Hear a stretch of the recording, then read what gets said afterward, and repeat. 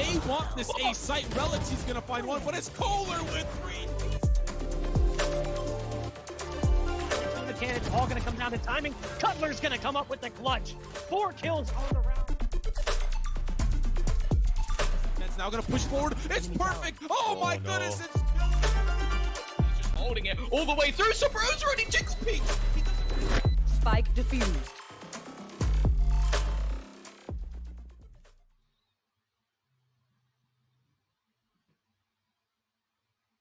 Welcome to the final day here of the Challengers 3 broadcast. We're here with the Press Forward to Defuse pre-show, getting you ready for the grand finals. And what a trip it's been to get here. We've got one team that's shocked everybody and swept through the upper bracket, and another team that went down to the lowers from the outset and battled their way back here. Those teams are FaZe and 100 Thieves, and they'll be facing off in this grand finals with one map advantage for FaZe, having come through that upper bracket.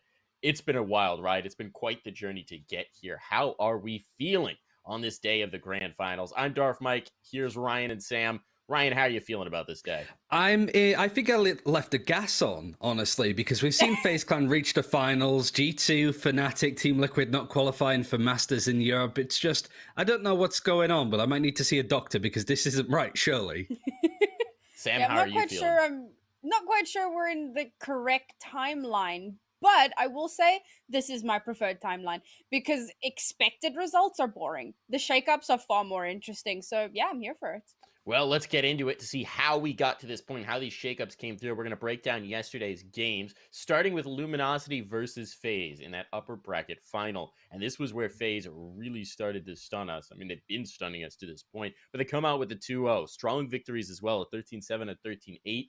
Just kind of roll through. My question is, where has this FaZe Clan team been all my life? They look so much improved. What has changed here, Sam? There's a lot that goes into it, and I don't want to like full on because we kind of mentioned yesterday, day before, that they do have a coach now, and obviously that's a factor. We've seen how much of a difference that can make, particularly with Gen G and MCE, but I don't want to say it's just that. I think that there's a lot that goes into it, and if you look at the way that they've been playing, yes, you can see the influence of the coach, where they used to be very reckless, very explosive, very aggressive.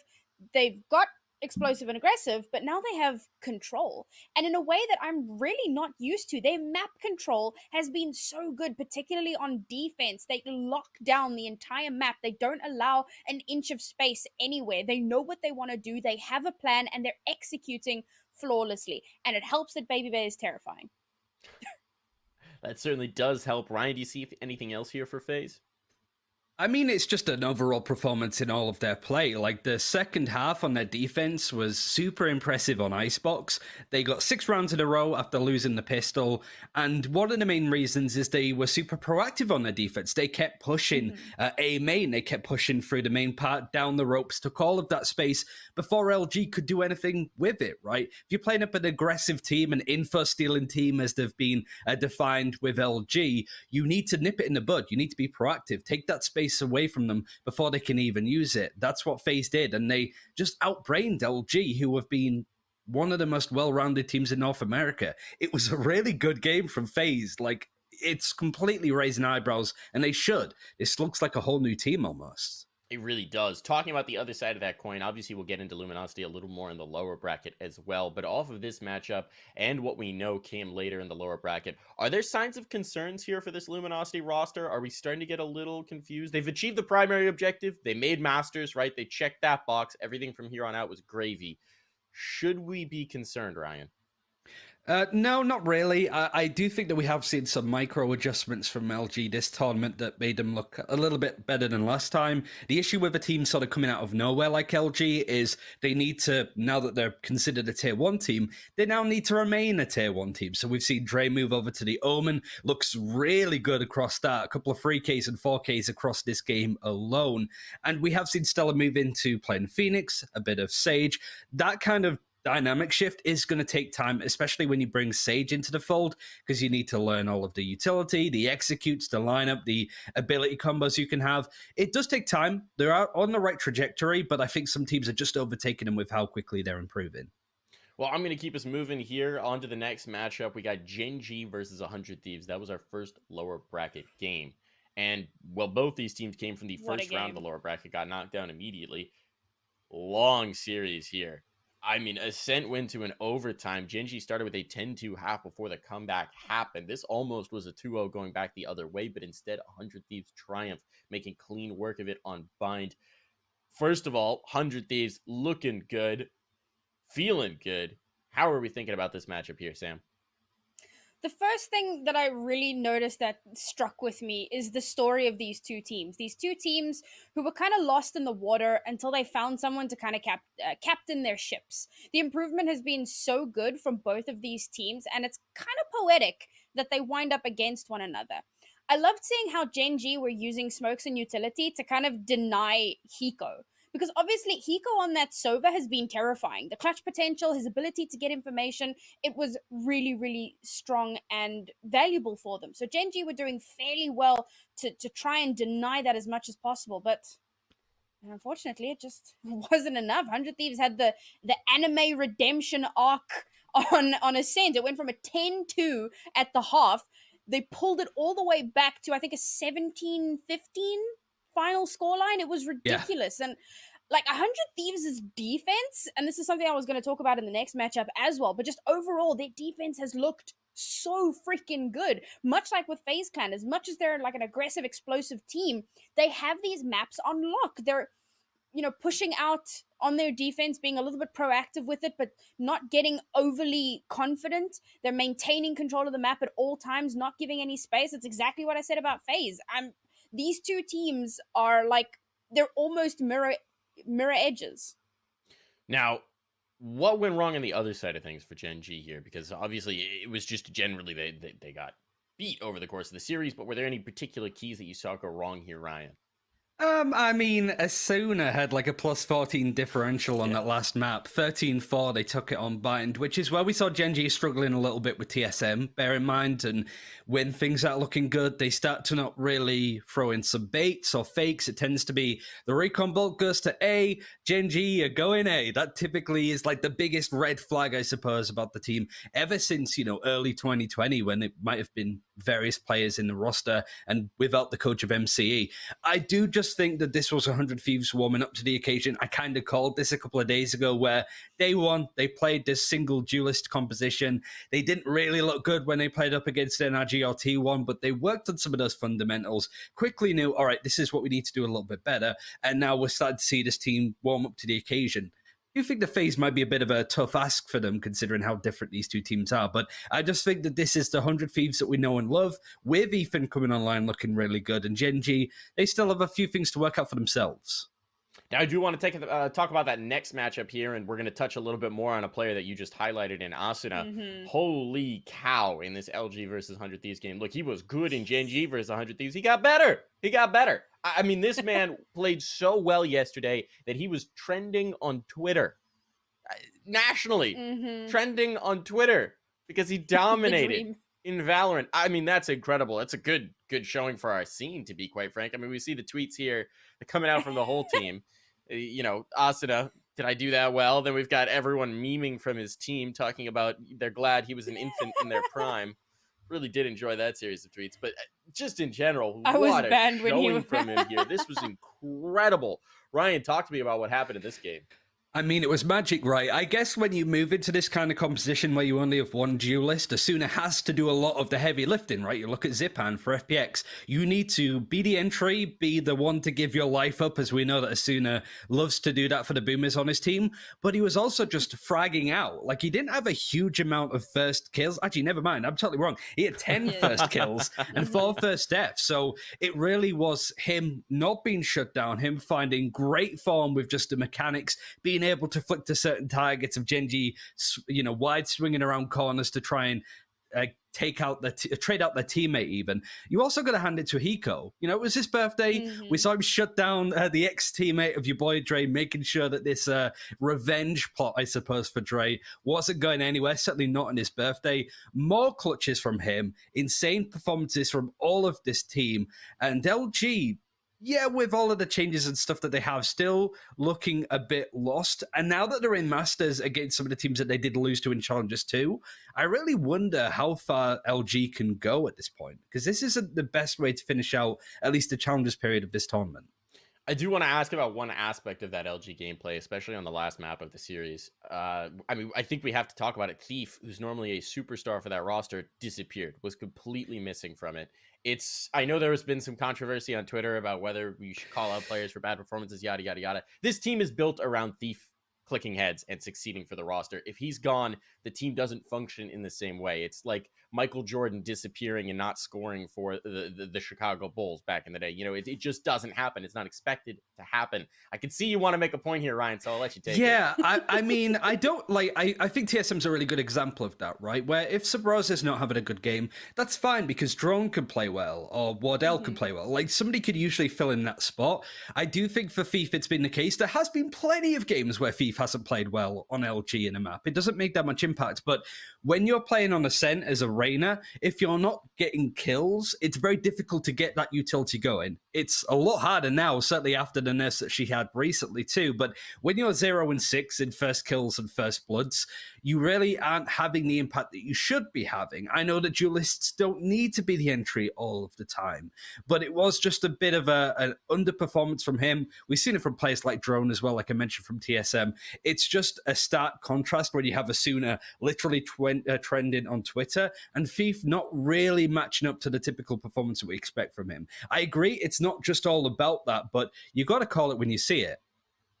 I think you do, Sam. Any observations that you had from the series? Yeah, I mean, everybody's going to have a bad day, and it's not like LG don't have a Proto and Moose who have done ridiculous things as well. You can't really put everything on one player. I've seen Wardell have bad days. I've seen him whiff shots that he really has no right whiffing. To be it fair, happens. Wardell's not going to be in Masters, so... Well, yeah, you make a good point. But point being, everybody has an off day. In terms of the series itself, I remember yesterday I praised LG in their game against TSM because they did so well to slow down TSM's aggression with all of their utility. This time around, couldn't do it. 100 Thieves, just way too explosive. Didn't allow that slowing down to actually happen. And I think they did a really good job of baiting out the utility first. I kind of mentioned how TSM have that reckless vibe to it, whereas 100 Thieves seem a lot more in control. So they're like, are we going to attack?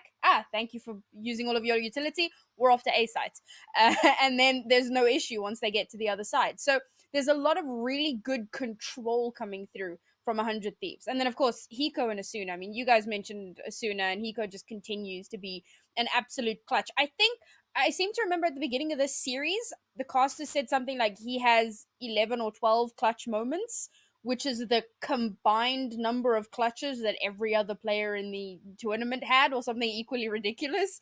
Like, he is a clutch machine, and I think that goes a really long way to helping out your team to succeed. It's certainly a great backbone to have. Well, we've set the stage here. We've charted our path through the games that have been, but now we've got the game that will be the grand final here in this tournament. FaZe versus 100 Thieves. One map up for FaZe by virtue of having come through that upper bracket. This is what it's all about.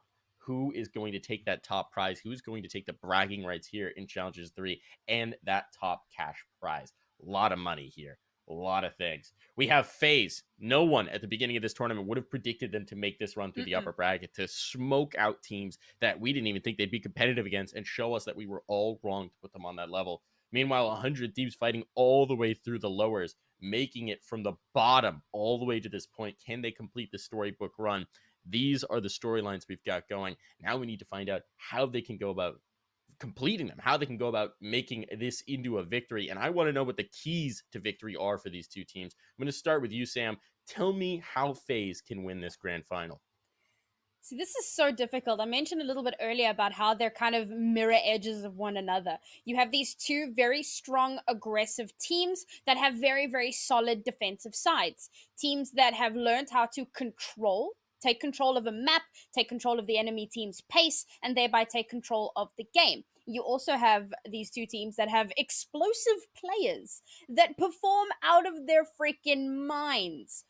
And this is going to sound like the biggest cop-out ever, but I truly, truly believe that it comes down to who is going to be switched on the day.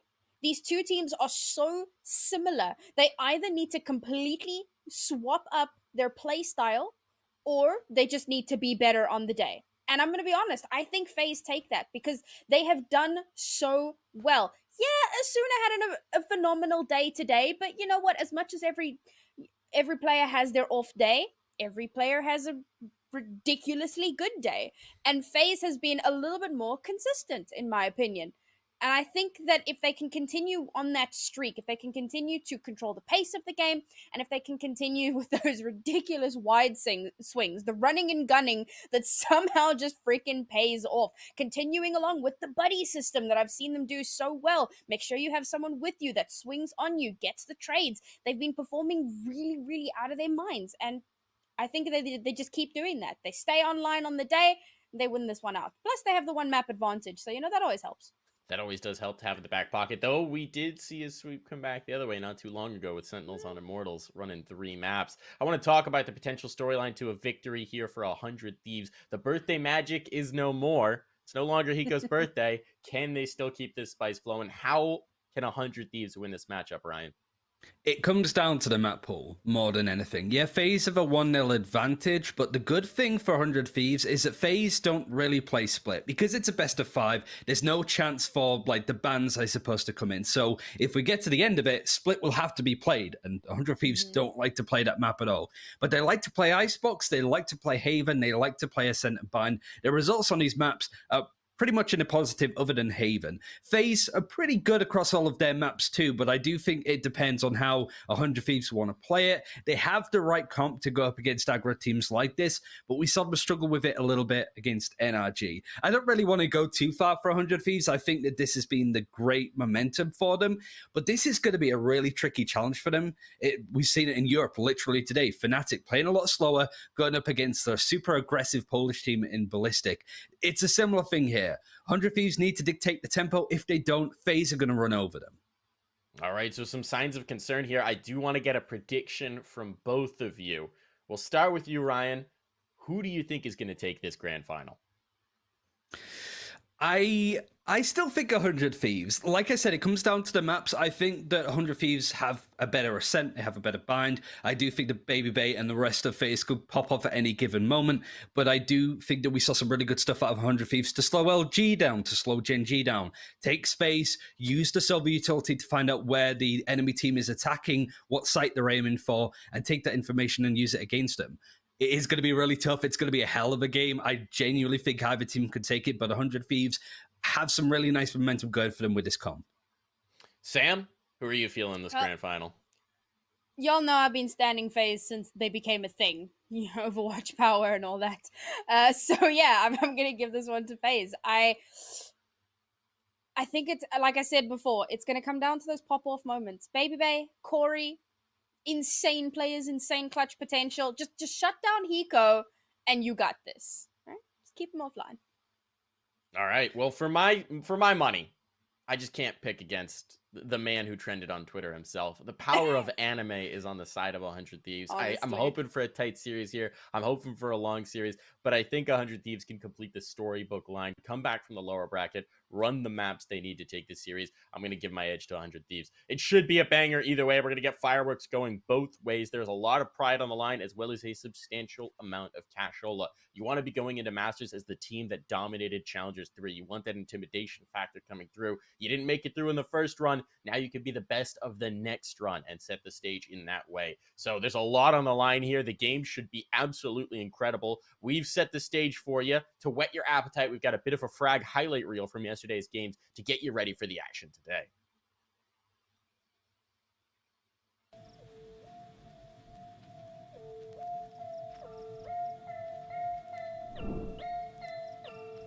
Gets one down mid though. Baby Bay on the switch. He dashes in. Stellar now stuck too. Frenzy. More threes for Baby Bay. And the door's not even closed. Shells, yes. And it does find Marv. Too much off of that, but Asuna from behind. There's number one. How about a second? Maybe just using the paint shells to confirm the third. Yeah, last bullet will actually do it. They're gonna fight again. A good paranoia. Asuna. Oh, the shot's good. Kenny. Hold on for push one. Big help from Thief, and now Hiko's pushing through. Finds one, tries to snap, gets a second. Looking for his fourth kill in total in the round. Seconds left. Baby Bay dashes on to Spike. Boost takes him out. Spike's still trying to get planted. He wins the fight. It will get planted, but not potentially. Nitro playing as well. Ethan gets the kill a second, and that might be the game. 13-1, LG are done.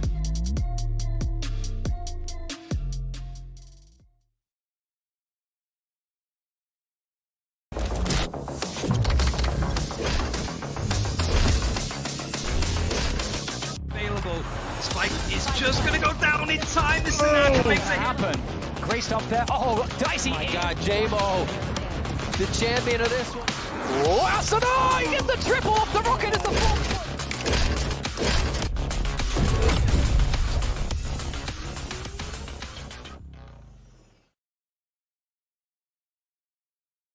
It is content time, baby. Two big teams duking it out for their spot as the top seed coming out from the final Challengers event. My name is Bob. Joining me on the show is Vansili.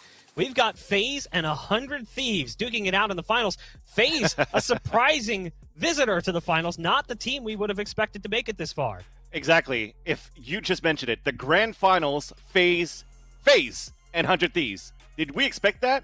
Probably not. We expected an LG. We expected maybe a Gen G, maybe even a TSM. But unfortunately, it doesn't happen for those three teams that I just mentioned. And FaZe is on the up and up, and they've been doing nothing but impress me so far. Now, I know a lot of people have questions about what this means making it out from today, what it means when you get into the Masters. How does that work on the global scale? We do have a video voiced by Rivington. Let's take a look. Welcome to the VALORANT Champions Tour, a year-long tournament circuit featuring the best players and teams from all over the world, culminating in a global championship event, VALORANT Champions. Each stage begins with Challengers, where teams compete in regional tournaments for a place at Masters. Teams who compete in Masters events will earn points that help them qualify for Champions. And Champions is where the best teams from around the world compete on a global stage, where the art of greatness is on full display. And one team will be crowned 2021 VALORANT Champions.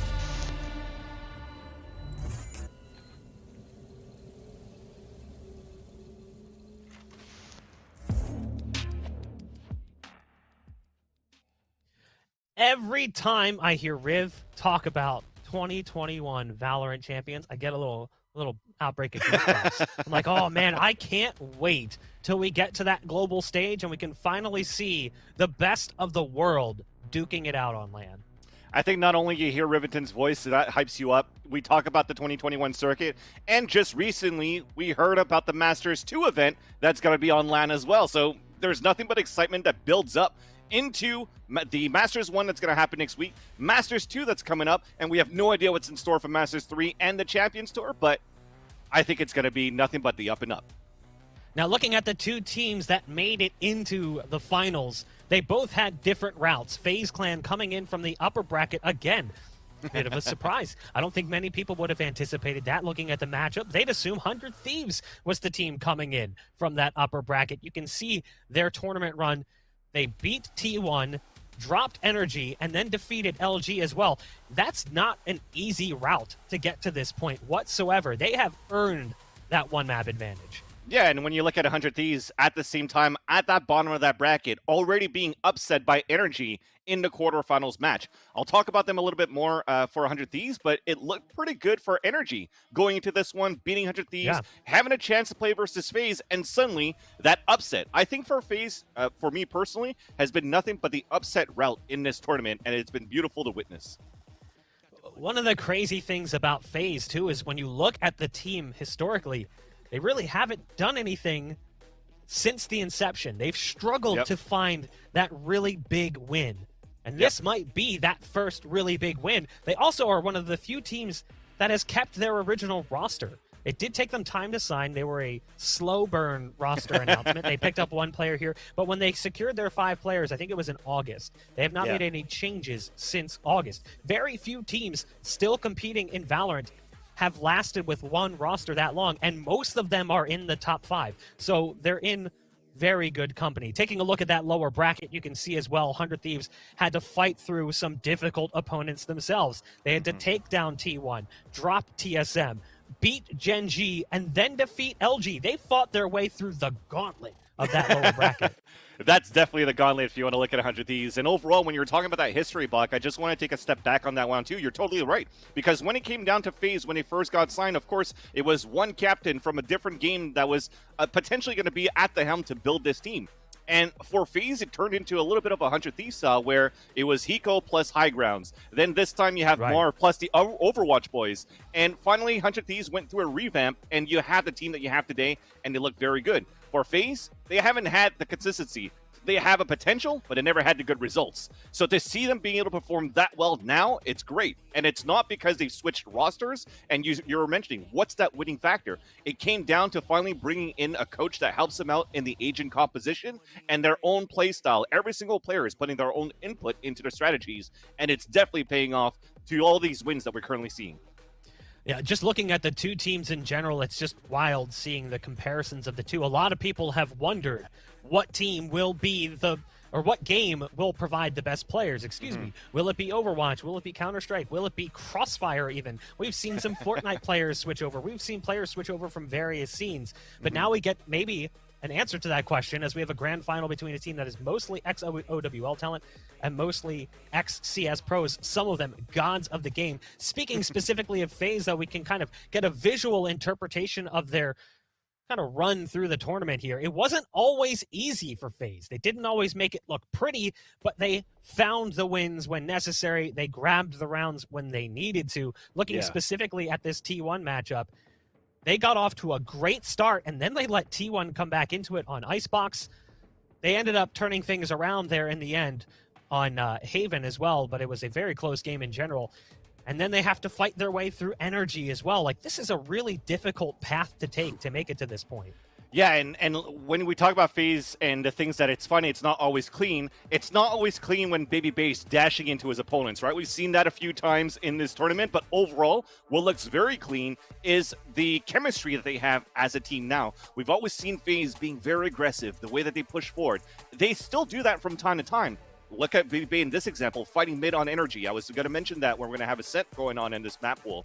But overall, they still have like a flash and dash composition with the breach now coming into play that's really helping out in that chemistry. So they have a different type of strat book. One round they could switch it up to aggressive, another round they want to play conservative, and it's working out. Yeah, FaZe sort of shutting up the haters here as they've made it this far. Looking at their opponents, though, I feel like the two teams competing in the finals have something to prove. Even though 100 Thieves is a very good team and they're accomplished already in Valorant, they just made a roster change that some are doubting because they looked at Dicey and they thought, oh, Dicey doesn't need to be replaced. What is this? This doesn't make any sense. It was too quick. Why'd they pull the gun on, or the trigger on this? But again, Alex, it's all a matter of what's available to you. When a player like Ethan becomes a free agent, you do not hesitate to make them a part of your active roster. And it didn't start out great for 100 Thieves. As we saw, it kind of felt like they had some things they needed to work out. But as the event has gone on, things have started to click. They've gotten a lot smoother, a lot more streamlined, seamless. The things that you want to prove, the storyline that you want to prove for 100 Thieves right now is that winning first strike was not a fluke. Bringing a new player and switching out Dicey, unfortunately for Dicey, shouldn't be criticized because, as you said, Ethan is a hot commodity. They want to show how strong they could be immediately and also in the long run, in 2-3 months, how amazing they're going to look, right? And on the first day when Ethan was playing, he looked really good mechanically. Missed a couple of smokes here and there, which was the detriment of a couple of rounds for 100 Thieves, and it didn't look that great. But look at the rounds after. Look at the games after, following the days until today. Asuna is playing his own ways, his fast, snappy way, moving around the map, getting these clutches. Hiko becomes a clutch king as well. They're playing back to their regular ways because I think finally they've shaken off the jitters and they're back to their full form. So looking at this head-to-head between 100 Thieves and FaZe, it's going to be a very tough match still for me, in my opinion. for FaZe Clan versus 100 Thieves.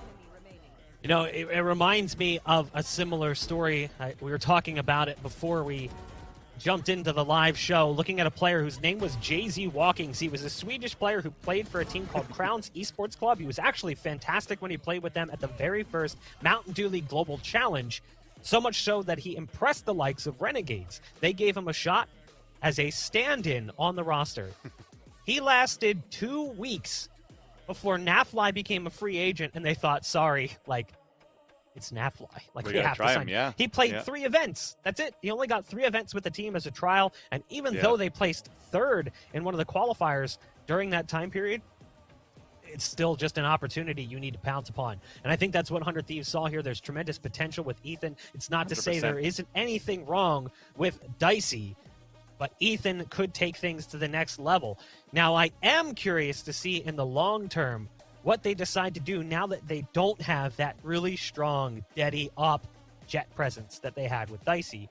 I feel like they do lose that a little bit, but look at all the teams we're seeing excel currently. Teams like LG, who also don't have that. A 5-rifle setup right now is very powerful. Yeah, and on certain maps for LG, for example, if they play back on Icebox, then you'll probably see Thief go as a jet operator. So they do have it from map to map, so you don't necessarily rely on that jet every single map, every single time. But now let's focus on FaZe and 100 Thieves. Those 2 teams together matching up is going to be a very good one too. Like I said, FaZe looks a lot different than they used to be. And the way that they could play more conservatively and use their abilities quite well. That's another thing that I haven't mentioned. Corey was really good playing his abilities and his utilities as Raze on maps like Vine, and it was very difficult for teams to try to get a couple of rounds in versus FaZe. And then they had very dominant defender side. Like, sometimes being very aggressive has been paying off for them too. Well, let's take a look at what maps we're going to see, because obviously that is incredibly important. Even though it is a best of 5, we're basically only seeing 1 map pulled out because it is already a 1-0 start, so obviously no need to play that last map. So we'll kick things off with Icebox, then we'll move on to Bind, Ascent, and then the final 4th map, technically 5th in the series, will be Haven. Now, we were talking about this beforehand, looking at the history there between 100 Thieves and FaZe. I thought FaZe was going to go for a split pick, given that 100 Thieves really doesn't like to play it. Yeah, I think for me, Icebox was something that was going to happen for sure. Split being quote-unquote banned out of this best set of 5 is quite normal as well for me, because FaZe and 100 Thieves, as you mentioned, 100 Thieves wasn't playing it. FaZe, they've played it from time to time, but they've also been avoiding it. I know they've beaten Gen G to actually qualify for First Strike with it, but it went down to like a double overtime for them to win it. So they are sort of comfortable in it, but they want to play other maps that they're more comfortable with, which is Icebox, Vine. We see how good they are on Vine as well. Haven is going to be that last map that if it ever gets down to that one, I think it's going to be a bloodbath battle overall. And I think 100 Thieves are going to try to save the best for last. 100 Thieves looks so good on Haven, which surprises me that they're actually choosing Ascent as their second map pick in this best set of 5. So I think we really want to try to maybe give a good show for the fans here in Valorant and see a full 5 map series. The Bind pick is also somewhat interesting, just given where we've come and where we've gone with this roster. I just really didn't expect to see FaZe want to go to Haven. I feel like Haven is a map that really favors 100 Thieves, and that final map should we get to that point. Again, FaZe Clan does have a 1-0 start already, so they're already up by a map in the series, which does make things a little bit easier for them, and we'll see how things kick off on Icebox. That's really going to be the decider. One of the things that's really kind of interesting too, looking at the 100 Thieves agent composition, how things have shifted around since Ethan came on board. We were talking about this before we went live. It feels like they sort of hamstrung Nitro a little bit to put Ethan in the Omen position. Now, it's not to say that Nitro is a bad player with the other agent roles, but I'm curious to see at what point do they start switching things up, because is this just an adjustment period for Ethan potentially? Yeah, I think overall they've been switching things up on a get-go from day one when Ethan came in. Because if you're looking at the way that 100 Thieves are also playing on most of these maps, if not all the maps right now, they're also going single duelist. And now having single duelists on maps now playing like Icebox, they also are not playing an operator. So they don't have somebody like Dicey playing a jet op on this map, where usually a map like Icebox, you see a lot of potential and high impact frags and opportunities of having a jet in your lineup on this very map. So 100 Thieves are definitely trying things out. Nitro using the Sage a lot in this agent composition too, but it still looks good. They're still able to put up a good defense for 100 Thieves. It's just tough because the play of Nitro on Omen, he was like the multi-kill king, especially on this map. He lurked so well playing as Omen, specifically on Icebox. But we'll see how it impacts the team long-term. Omen is a character that plays very similarly to how you might play in CS. The same goes for the Agent of Brim. You have smokes, you have a flash. It's an easy adjustment period. I'm curious to see where Ethan is going to end up settling in his roles in the long term. But regardless, we are ready to kick things off here. As again, FaZe Clan does start with a 1-0, just in case you're confused, because they came in from the upper bracket, not losing a series and making it to this finals. We'll be starting here with 100 Thieves. On the attacking side, you've got FaZe playing defense. You can see some presence currently over towards B, but an aggressive look over on A results in some damage dealt. That'll send the likes of FaZe reeling back to the site. A Boombot going out to clear out the close corners. Nothing spotted as the Jet has actually updrafted up into the rafters. It's Baby Bay who has to watch out for the damage that could be coming. Now, the Boombot can spot you in this position. It can't actually hit you, but it can get triggered. It's a little bit of an interesting setup. Nice paranoia over on long. Zachary cover going out. Currently in position, dropping a smoke, goes for the peek. But as of yet, no deaths in the round as it ticks down to about 50 seconds. Yeah, you definitely had a couple of fights just to waste utility. It was canceling information. A couple of smokes one way along B. They also got the dart out early, but here comes the push towards B here. I'll talk about it later. Shots finally coming through, and a fatality is finally on board as it's FaZe who strikes first, but an immediate clapback from 100 Thieves. Ethan finds 2 kills with the Ghost and a nade perfectly placed to force them out from behind yellow. You've now got a post-plant scenario with a damaged target in Raucus. Corey by his side, no utility left remaining for the Rays. Gonna have to get a couple kills to pull those paint shells back out. And look at the positions currently set up. You've got this lurk coming in from under tube. So they're just going to be playing this slow. There's the first shots coming out from the Sheriff long range. Somehow Steele's not necessarily connecting, but he's got them exactly where he wants them. That puts Raucus on the other side of the wall, unable to help out his teammate, and ultimately the round goes the way of 100 Thieves. Despite the fact that Steele doesn't get the kill, that works out beautifully. Exactly. If he doesn't get kills, he does damage, and he's separating the two-man take on the retake for FaZe. But when I was talking about information denial at the beginning of the round, so there was a lot of one-way smokes from Zachary. At the same time, you had a recon dart that came out from Hiko. So they don't know how many players are playing on that B side, how many players are stacking on the defender side, how many players are trying to push forward on the attacker side. And when you finally had a play on contact towards this A side with Asuna, with Steel, that's when they're like, okay, it was an attempt of being aggressive from Baby Bay on a flank, which is something that he likes to do a lot on his map. And then he crunched back towards B on a 5-man push, which worked out in their favor for 100 Thieves. Oh, Corey had an opportunity there, just couldn't quite get the Sheriff under control. Paint shells will go out. It's Asuna who's stuck currently in the corner by fence. Knows he has to be careful as that player could be getting close. He's calling in support, but it's not there in time, and that angle is not going to work out so well for the Sage on the high ground. Look at this setup as well. Marv, he's gone full turtle up in that tube, currently waiting for the peak to come through. It's a shorty right around the corner, and it's a game of chicken as well. You can hear the Aldron coming through, but yeah, he's just waiting. And that's unfortunately, they do walk right past, so no dice today. Yeah, sometimes you want to put that wall in behind you so you can fake out the sound and then play it close to think that there's nobody playing in two. But now he's going to crunch from behind, and that's it. It doesn't work out, unfortunately. Yeah, that backfired just a bit. 100 Thieves, though, still at a player disadvantage as they go for spike placement. Over on the B site, there is a recon dart that's sent out. It's not going to spot anything. They're breaking through the ice wall as well, so they come in from tube. You've got Corey, who's currently jiggling back from spawn, doesn't spot one out, and that's Nitro striking first. Hiko spots one, just sees the hip, and now has to be careful. Down to 65 HP, knows they're close. He's relying heavily on his teammate at distance. The SMG not working out so well. A slow orb's going to go down. There's a smoke coming in as well, but he's not sticking the spike. He swings wide. Zachary will end up clutching the round out for FaZe as they steal one away from 100 Thieves to keep things tied up at 1.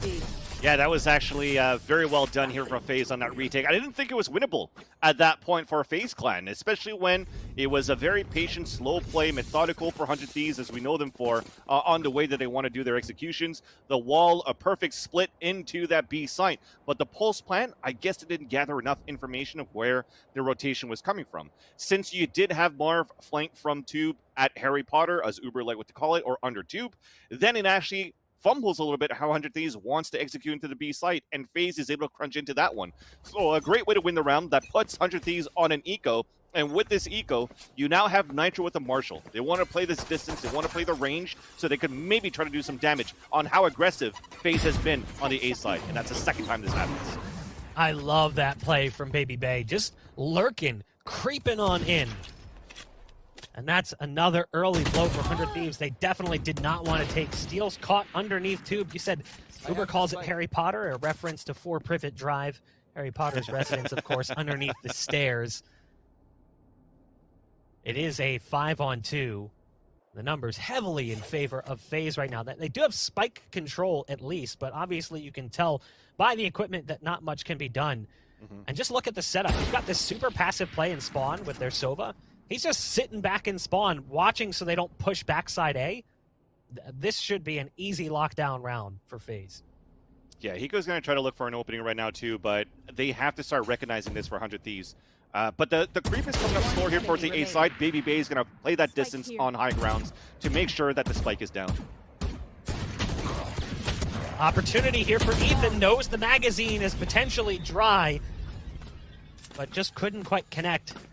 Yeah. And in that time, backup does arrive from right around the corner. FaZe, they've stolen the lead away, but a full buy will be coming in for both teams. This is where they'll be tested most. Nitro already has the res available, so not only is it the kills, it's good orb control and bomb or spike placement coming in for 100 Thieves that'll allow them to have that res.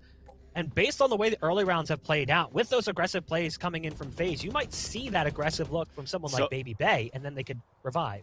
Yeah, and that's the issue right now, is because if you're looking at the setup for 100 Thieves, whenever they have these gun rounds, you see how Steel always plays that turret at the spawn side, and he's watching for any pushes towards mid. So you don't really have anybody playing towards belt. So FaZe recognizes that, and for 2 rounds in a row, they push forward for that. That's a player you're going to have to watch out for, is Asuna. He's punished by Baby Bay again in an aggressive position, but let's not forget, there's the Sage res. So there you go. That's a nice little advantage. That's going to cause a peek out coming in from the knives of Baby Bay, who's found now 3 kills on the round. His target was brought back to life, resuscitated with the Sage CPR. But he's got no interest in allowing that player to survive any longer. Ethan has made it onto B. A nice little smoke to give him a bit of a one-way onto Corey. The knives are still out, though, as Baby Bay is looking for the ace. Still has some smokes available. Goes for the swing! It's Baby Bay with the ace. Okay, you gotta start being worried about Baby Bay. He's been good in a couple of rounds before versus other teams. And like I said, I don't want to discredit any other teams right now, but they've had a slightly easier run than 100 Thieves did to make it into the grand finals. This is the biggest test for FaZe. They're playing against the First Strike champions, and he's able to get an ace into a full gun round into here. So a push towards A main that punished 100 Thieves, a push towards mid that punished 100 Thieves. So at this point now, for the attacker side, they have to figure out what type of area they could try to focus on and try to capitalize on. So far, it's been towards this green side with good fight versus Zachary, and they're going to try that and continue to push him away at the start. Hopefully they could do this with rifles, because Ethan was able to creep into that B side before. It's just those pulse plants, those mid rounds, that Zachary has been a thorn in her side. Again, sorry, Baby they Bay. are aggressive. Look at this, A-side presence. They're just pushing so aggressively. You can see that punish from Baby Bay. Marv got one in mid as well. They're giving B site, but they're kind of shifting their resources around. So they play a little bit further back on B, but way further up on A. That's what allows 100 Thieves to get into these positions, but FaZe is not allowing them to do anything with it. And most importantly, they left the spike at home. Yep. Can't leave that one behind as Marv will make it look easy with the 4K. That's a 4-1 strong start for FaZe here against 100 Thieves. And getting a 4K right now, Marv, that allows him to get the ult. I mean, he probably still already had it, but he's looking very good here to support FaZe in these rounds where it could get quite difficult. Now that 100 Thieves has a full weapon round, a full AR, and they're stacking up 4 players. And look at Still's position, the way that he wants to adapt into this, right? So the turret goes all the way back towards the spawn side at the entrance of A side so that he can prevent any pushes towards mid and also fight any lurks on belt side at the A nest. And that's why he's walking up that ramp. So it's going to be a 4-man push, 400 Thieves to work together.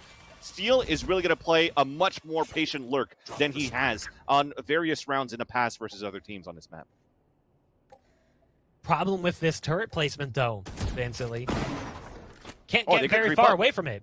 Like, it's stuck in the corner.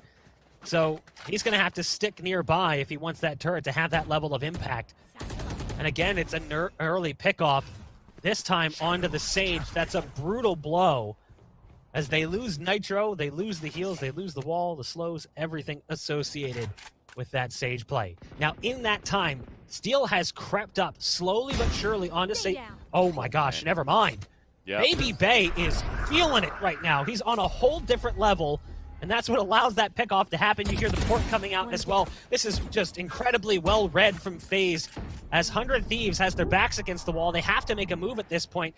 A paranoia comes through, but they can't really gain much space off of it. Raucus is hiding currently inside of smoke. As it fades, Hiko will drop. Wow. Baby Bay with another multi-kill round. He is on fire right now. Yeah, and that's where FaZe trusts their teammates' calls, because that was only a 1 versus 1 on the site in the beginning. That was Baby Bay versus Steel. Baby Bay winning that one, and you have an immediate ult from Zachary all the way from B at A side when they had basically a little bit more pressure towards B side still, but they trusted that call that the hit was going to happen towards A, and they read that perfectly. So they're confident. It's not just Baby Bay. Corey's also getting these pushes. I know he's only at 4-3, but that's 2 rounds as well where he was able to go aggressive and get the first blood for the team. In the numbers of first blood in this department for the first half, it's all been FaZe. Oh man, look at this again. Baby Bay is so aggressive, feeling it. It could be punished, and it is. Not aware that there was a looming threat on the high ground. Now relies upon his team who's on site. Raucus is playing off on the angle, trying to hide. Will take damage if he falls off that. It's about 15 if I'm not mistaken. Marv also falling to the rifle, and there's the 15 damage taken by the Sova. They've got A site control, and more importantly, Nitro's been able to gather up another orb and another player brought back into the fight. It's Asuna, one you desperately want. It's a 3-on-5, a promising look for 100 Thieves. Yeah, and it's a res when they're on a half buy, right? It was a rifle that they picked up from Baby Bay. A couple of them still have pistols. They're just confident that they might be able to take this round because they have the showstopper from the res. So they want to use that to clear space. And it worked. Oh, no, it doesn't work. Okay, FaZe have turned things around. You've got Zachary, who's full W. He has 0 chill. They spot one towards Maze. They know the last player's on high. They're going to try and tap the spike, debating out of position. It's Steel. Goes for, actually, it looked like he was going to go for a reload or maybe even some utility, but gets gunned down through the wall as he goes up the ropes into opposite tube. FaZe, they had a massive numbers disadvantage, and yet still, somehow, they end up on top of the round. And that's right, and you saw the showstopper that also came out from Corey at the same time, and he's the one that's going to capitalize on that kill. So it's very well done. It was a nice attempt for 100 Thieves, like I said, to try to utilize the res from Asuna to play the numbers game and the ultimates to try to win this. And I'm pretty sure at that point, from Steel's point of view, he got wallbanged, but I think from Zachary's point of view, he definitely saw Steel come up from the ropes into there. That made it an easy 1 versus 1. So you baited out 2 ultimates, which is the res and also the showstopper for 100 Thieves. You're looking pretty good in the gun run right now for FaZe. Oh my gosh, again, look at the aggression. Corey has charged up top. Dude. He's got a nade coming down. Now he's going to die, but that nade is going to do significant damage. And there's no Sage to bring them back to full health. As again, they lost Nitro early. FaZe is just full Wing right now against 100 Thieves. and it's working out way more frequently than maybe it should.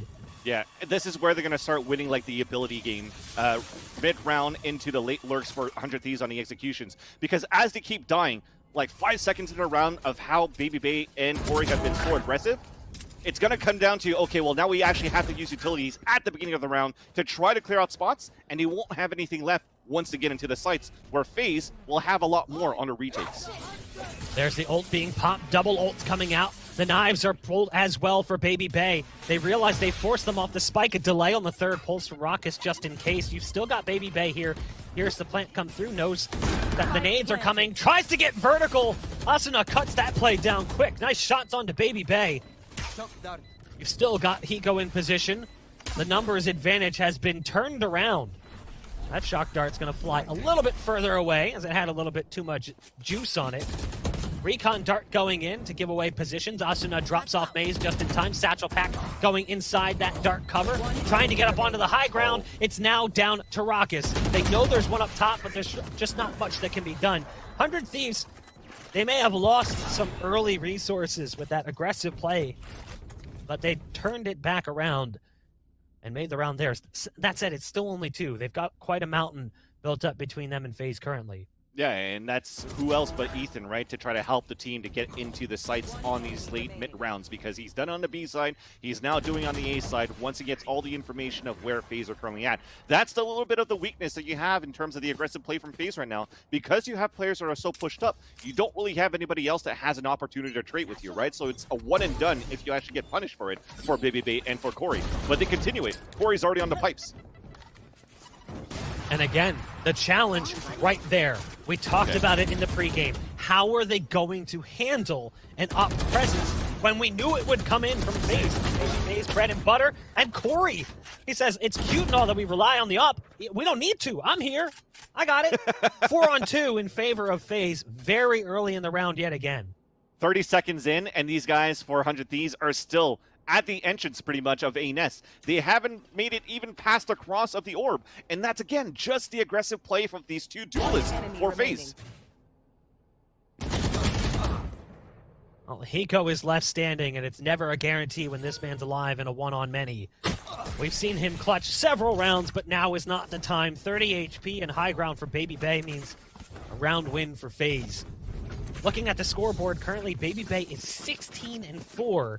Corey on an impressive pace as well, 9-6. It's not a bad scoreline. Corey's been playing super aggressive, obviously catching a fair bit of damage in those scenarios, whereas Baby Bay has a bit more escapability with updraft and tailwind and the smokes as well.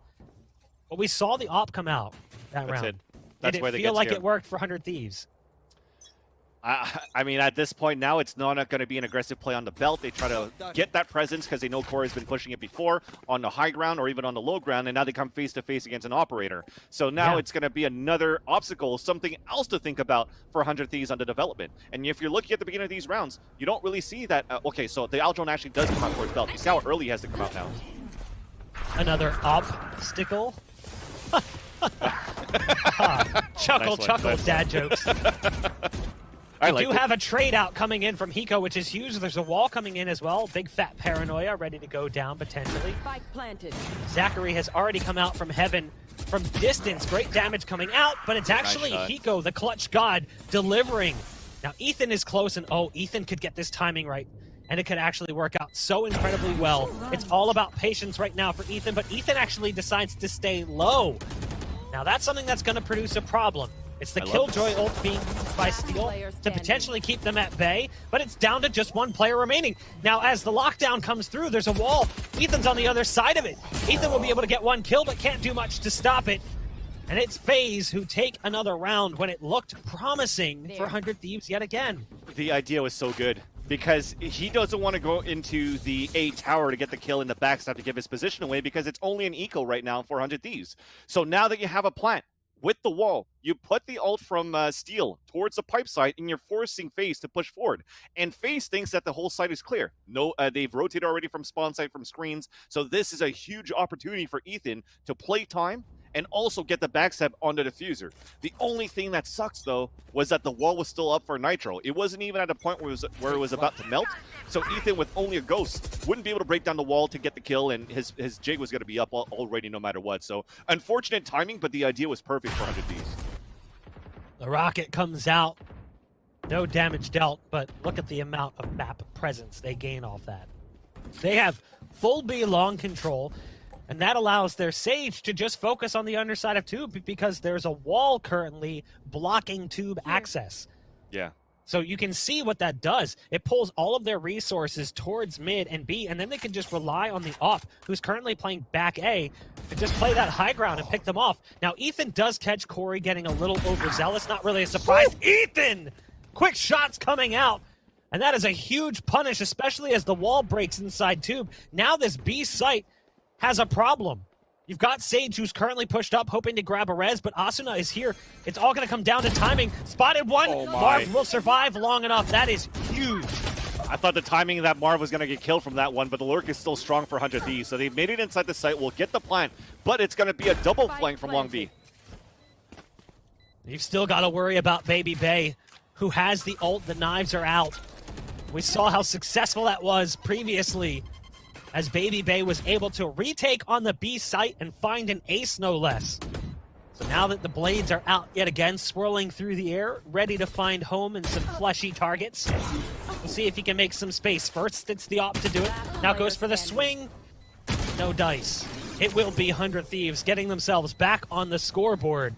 But these rounds, they're few and far between. Last round in At least the gap is starting to close up, right? So it's looking pretty Yeah. good for 100 Thieves. They're starting to wake up a bit in this matchup, and I like the way that they changed their attacker side for that previous round, just because you still had Ethan with a From the Shadows available. So you have that turret up towards mid, and they want to change the pacing on the lurk from Steel. He was going immediately towards that mid tube, while the rest of them for 100 Thieves are working towards the A side. There's a possibility that they might ping out Baby Bay and ult him, but they decide to fall back because of the aggressive push from FaZe that Ethan was able to hold back.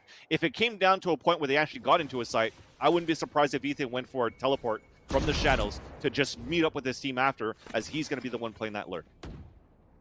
It's important to note, too, if 100 Thieves can find 4 rounds, that's not bad. Their Correct. defensive composition is strong, with Killjoy playing the defense. If you look at FaZe, they don't have a Sentinel, so, well, they do in Sage, but I mean like a Cypher, Killjoy style play, so they don't really have as much stopping power.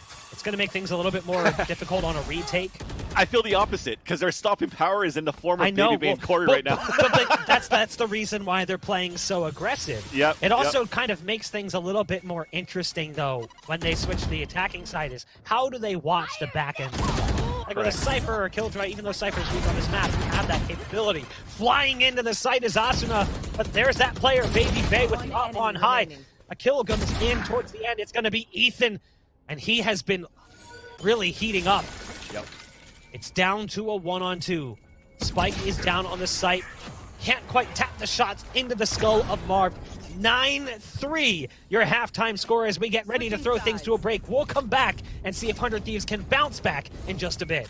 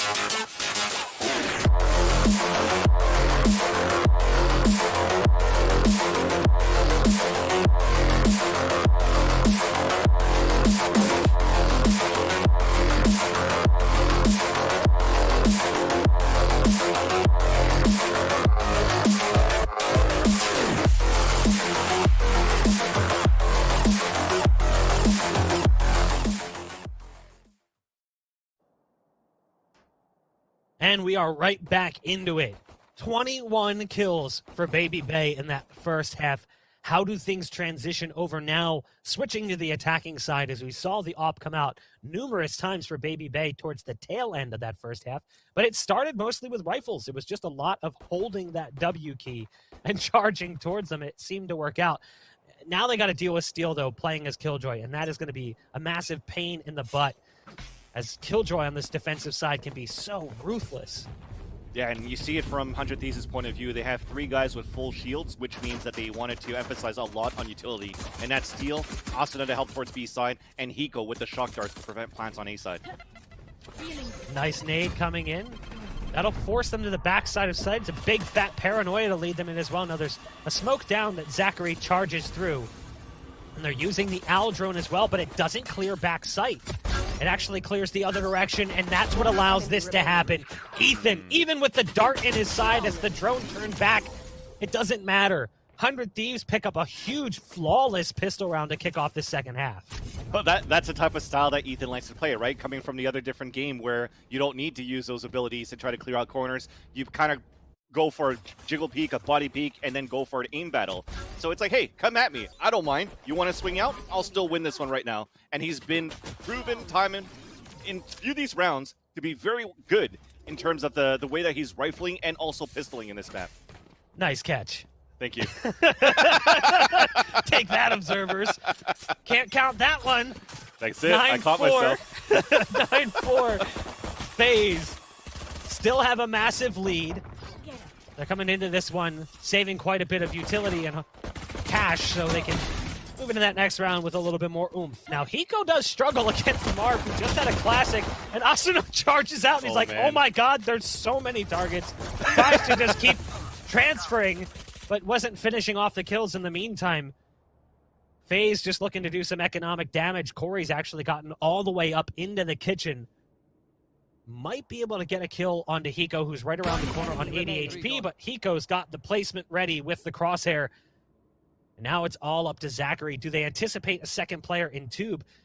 Zachary's actually going all the way over towards the B site. Might actually be able to sneak a plant out of this. Well, he's got to figure it out. He's got a turret that's super close to him, so hopefully it's not... Oh, it's actually going to be on the top B, so he's going to be able to get it. Actually, that's very well done for FaZe with that lurk at the beginning, despite them losing so many players. Yeah, Steel, that's an easy one to get the kill. But yeah, I got to say that 100 Thieves, I do like the fact that Asuna tried to push through that smoke and try to get some information. And as he saw it, you saw a shock dart that came in from Hiko in the back of Boiler. So they still had the communication. How close are they in that smoke? Where can they be going for FaZe right now? How many players are there in that area? Which is why you saw such a passive play for 100 Thieves right after towards that B side. They don't mind to give FaZe the plant. All they want is to get these diffused and get closer in these matchups, get closer in the spread of this scoreline. And I wonder if we're looking for a gun. Yeah, we're trying to look for that gun in mid still. I think it's Ethan that's running around. Actually, I think Steel may have gotten up or had a tech issue because Steel stopped moving immediately after that round. We'll see if we have a timeout called here. It was possible they were trying to give Steel a little bit of extra time. Who knows? Or maybe it wasn't. They were just looking for the gun. But the fact that Steel wasn't moving it kind of made things a little bit more interesting. Now, speaking specifically of Steel, I know that his numbers in the first half weren't all that impressive. Attacking side Killjoy on this map is not exactly ideal. On the defensive side, though, you can play either side of the map and do it well. Killjoy is scary on both B and A. So if you see that kind of flexibility displayed by Steel playing across the map at a variety of places, that's when 100 Thieves can really click on this defense. They're going to be tested here, though. This is going to be a difficult round, given that they're coming into this with a bonus, and there's a lot of money coming in for FaZe. Yeah, I was going to say, I think it's just Steel in general, but we'll talk about that a bit, because the execution's coming towards it. Now, that wall is a little bit awkward, but it doesn't seem to hurt them too much. There's a crack in it, and it looks like Asuna wants to sneak on the backside site. Almost tried to use it. Has to be careful as the shock darts come in. Counter shock darts coming out. Good damage being dealt to the player's maze. Steel opens up the LMG and starts spraying a hailstorm of bullets towards that direction. They fully rotated off the B site as Steel came over, and they know that based on the LMG sound because they know that Steel was using that previously, which is why you're seeing Baby Bay now peel a bit to try to find an opening somewhere else. Still, though, a lot of presence on the A site. The princess right now is Asuna, right? And he only has a blast pack left. So it's going to have to be the angle. He has to go for the body peek and get that information and maybe even try to blast pack away if he has to. But we've seen how good he is mechanically. He could technically hold this on his own. Yeah, they transitioned from full hold to retake, but Asuna looks like he wants to take matters into his own hands. The Sage Wall goes down, and actually, there's a gap. He can get behind this. I'm not sure if they knew that, but it doesn't matter anyway. That's pretty much the round falling apart. The last man standing is Steel, sitting back in spawn with the Ares. And Steel's realizing it's not quite worth it. Turret's going to go down. They're not. I guess technically Turret it just did didn't go where he wanted to. Yeah, it didn't go up like he needed it to. Oh, but yeah, as we are actually on this topic of Steel, and I wanted to touch base on what you were talking about in Steel, how much of a thorn on the side he could be on the defender side. I think it's just Steel in general, whenever they're playing the defender side, because he's the type of mastermind that just knows the different types of play styles and how to adapt on the fly. So when you're having aggressive players like FaZe right now, or like Gen G when is dashing into sites, he kind of knows where he could place these nanoswarms, where he could place these turrets to actually help 100 Thieves come back and claw back on the defender side. So as FaZe has a lead of a 9-3, and now the gap is slowly closing to a 10-5, there's still a potential that 100 Thieves could catch up in this game. Just Steel needs a few more rounds to know how FaZe are currently playing their attacker side, because we've only seen 3 so far in the second half, and this is a real gun round of this half as well. So this is going to be the first time where you kind of have an idea of how FaZe might spread out and split out their default, and maybe 100 Thieves might adapt on time. But it's a 5-point spread. It's close, but still not close enough. By the way, got a confirmation that it was more of a technical delay for why they didn't defuse that spike over on B. It wasn't BM or anything, chat, so you can calm down. It was because they had a technical issue. Speaking of technical issues, there we go. I went full beep boop there. I lost everything. Hopefully we'll get it back, and yeah, there we are. No casualties as of yet. Nice shock darts coming out. Look at the damage dealt to their Sage, who's now stuck around the corner. Nitro has to go for the self-heal, and it won't even put him back at full HP, and as he swings, it's a double kill for Marv. Corey as well getting involved in the action, and that's basically the round over yet again. Hiko, the clutch god, what's he got for us? Shock darts coming out, but it's all up to him. The crosshair placement is choice, but Hiko flushed out by the nade. It's a 1v3, shock dart around the corner, but falling back to his original position. Has to be aware of the bullets that are pouring out through two. Goes for a recon dart, gets destroyed before a pulse can come out. The shots are already coming through the wall, right on the money. FaZe at double digits and spreading the gap further here with 11. They're right on the edge of closing out map 1. And that's another player that you haven't had a chance to talk a lot about this first half is Marv here. He gets 2 nice entries into the A site. Didn't have a chance to see that much action because, again, the ones that are on the top of that board are the ones that are getting all these face-to-face, head-on contacts and winning those fights too. So there's no opportunities for trades. There's not really any opportunities for res because they're not dying too for how well FaZe have been playing this map so far. So now that he has an opportunity to say, look, I don't have to fall back or lay back and support my team. I could try to frag with the team too. I mean, that's 2 great openers for Marv. I love this. They're going to wall off the underside of Tube, and they're just going to charge for a split A. And it works out so well. Poor Asuna has been getting bullied this game as they just charge in. Baby Bay is feeling it right now. Shot after shot to the dome of members from 100 Thieves. And now it's all up to Hiko, who used the ult to try to slow things down, and it didn't really seem to make a difference. With just a classic left, I mean, what can you even do? Tube is walled off. Underside's walled off. You've only got a ghost, so really what are you going to do? Nice shots coming out onto Marv at least. And another one. Hold on. We've seen him win rounds like this before, but it would be the most impressive by far if he was able to somehow pull it off. The positions are going to make it difficult, though, when they do. 12 rounds for FaZe. So this is the old school FaZe. I told you guys, like, guys and girls, there's some rounds where they could just turn on the switch and be good old FaZe. Some rounds is going to be this new FaZe that we've been witnessing throughout the week. So that time, they get the plant, and they also push through spawn, and they didn't even care about the spike. If there was anybody going to be flanking or playing Ninja, everybody left the site and was hunting down the last player, Hiko, even if he only had a ghost. So there was an opportunity after Hiko got those 2 kills where it was like an oh crap moment, Eureka, we have to come back to the site and try to prevent that spike from being defused. But FaZe because of that confidence level, because of the fragging ability that Baby Bay, Corey, and everybody else actually currently has, they are okay to continue to play such a loose style. Double op setup coming out from 100 Thieves, and oof, couldn't get the dash in time. The tailwind's a little bit late. So 2 picks for 100 Thieves, both off the back of the ops held by Steel and Nitro. Good old Baby Bay dash into a player, as I mentioned before. Exactly. Ethan's still on site, and he has been on one. Feeling it right now as the top performer for 100 Thieves. Has to watch his flank, though, as there's players on each side of Maze. Does have support from Asuna, who's in position to make sure that doesn't happen. That's the kill coming in from Asuna onto Zachary. Last player standing as Rock is taking damage inside dark cover, looking to escape.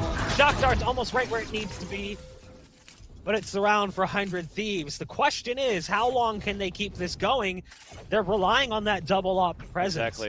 Exactly. Right, they had it on both sides of the map. You had Nitro opping it from the back of the site of A side. You have Steel on the right side, but now if Steel is playing that close at green, there's an opportunity for FaZe to realize that a flash and dash, or sorry, not a flash, well, they could do it with Zachary, but it's a much slower paranoia. But if they're actually going to be able to get like a recon dart and a dash to push Steel back towards spawn, smoke towards spawn, and play that aggressive play style that they usually do, they could overpower the B site quite easily. Now, if I'm not mistaken, winner of this will be facing off against XSET during the Masters. Loser has to play Immortals. Correct. And if I'm looking at those 2 teams on paper, no disrespect to XSET, but Immortals is scary right now. XSET's been playing well as well. I'm not trying to take anything away from them, but based on the way we've seen Immortals play more recently, that is kind of terrifying. Yep. Here we've got a fast play onto the A site that seems to be working out. It's paying off early at least. As you can see the pick come through, the ops not really working out so well. Marved again with a heroic performance as the Sage, trying to keep things more manageable, but no! Goes up on top of the wall to play an aggressive play, drops the spike, but it's all gonna fall onto Steel, who's now on the flank with an op. Not exactly an ideal weapon, and the first shot comes through, trying to stop the spike placement, and now they know where he's at. He's got a full kit, though, right? Nanoswarm can maybe flush one player out. There you go. He's going to try to get Raucous out of the way. He can put the turret down. But Baby B has the off angle. That turret doesn't go wide enough to clear out that position. Wants to peek for it. Has the inkling that a player could be on high, but it doesn't matter. GGs are called as FaZe picks up the first map in this series, and they make it look somewhat easy. It's a 13-6 win. Now, I have to say, I'm not trying to harp on player performance at all. Steel on the attacking side struggled just because that's the nature of Killjoy. But the biggest problem for 100 Thieves, Asuna never had a chance. And that's not because of anything Asuna did wrong. You saw that aggressive play on the defense from FaZe. And Asuna was frequently the first player up. So as a result, was the first player to die. How many rounds did we see Asuna get picked off because Baby Bay just decided to full W on the A site? It felt like he just never had a chance to play the game, really. I think 100 Thieves never had a chance to play the game, unfortunately, because they weren't ready into that type of play style that FaZe brought in. Because when we've watched FaZe, I think when I watched him, I think it was versus LG, right, 2-3 days ago. That's not the same type of play style that FaZe brought in versus LG. We talked about little variations when I was casting with Uber. It's like, okay, they'll put a wall into tube, and then they'll just play in front of it. Sometimes they'll play aggressive. Sometimes they're going to work towards that mid-side control. I haven't seen any of that. The double satchel into the pipes from Corey, the dashes in, or the slow walk from Baby Bay all the way at the bottom of the nest to get a kill towards fence. Those are brand new pushes that we haven't seen through the past games, at least in my eyes, or what I could remember from watching FaZe. So they brought a different playbook, once again, against 100 Thieves. So when you look at players like Shazam that shows his desktop that has like different types of playbooks and notepads for different teams, I feel that FaZe has that versus 100 Thieves now. And that definitely surprised 100 Thieves going to this one, right? They picked that map for this team for 100 Thieves. So it's gonna be a tough BO5 now. I thought it was gonna be much closer than this, at least to start. FaZe is looking good. Yeah, I honestly thought that maybe 100 Thieves could take that map, keep it close, make us go further into the map pool. But now it's a little bit scary if you're a 100 Thieves fan, because obviously FaZe is just one map away from taking the dub. Before we throw things to a break, I want to give a quick shout out to our sponsor, Check 1212. Our sponsor, HyperX, who has helped make this event possible. Legendary comfort goes wireless with the HyperX Cloud 2 wireless. It's no wonder that millions of gamers have chosen it because of its own unreal comfort an amazing sound. Again, millions of gamers. If you guys are looking for a new headset, make sure you guys check that out. I'm tethered to the ground, as I've mentioned before, like a scuba diver back in the early 1900s. I have a tube that delivers me all my essential functions. So I don't know what it's like to be wireless anymore. I've forgotten, but hopefully someday soon I'll remember. We're going to throw things to a quick break. And when we come back, we'll be jumping into the next map in the series. Can 100 Thieves bring it back and force us into a third? Stay tuned to find out. What sound experience would you like today? I'll have the fantasy pack. Good choice. And could you make it a Cloud 2 wireless? On his way, sir.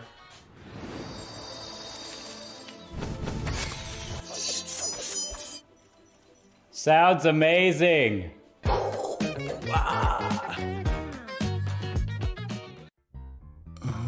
baby. Contrast stitching.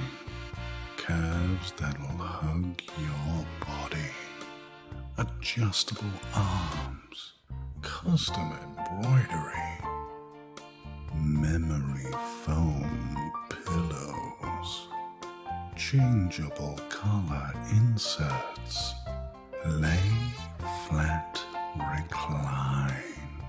Removable logos. Soft, durable material. Yeah. You like what you see, baby? Zip chair.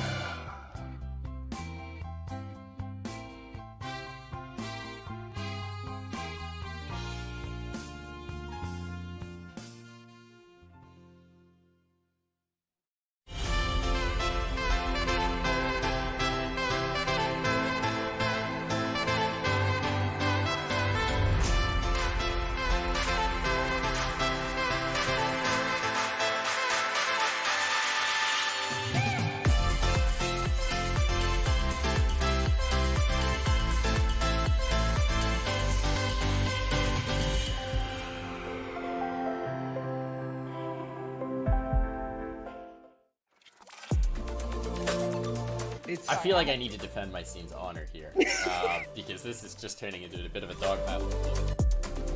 Like in groups always look. I'm cutting you off here. I'm cutting you off. Cutting you off. He said G2's winning it. He said G2's winning it. We need to wait till the next EU tournament, which could be in about 10 years now. Take it with like a grain of salt. No, but that's that no being fun. said, Take it super literally. Spike defused.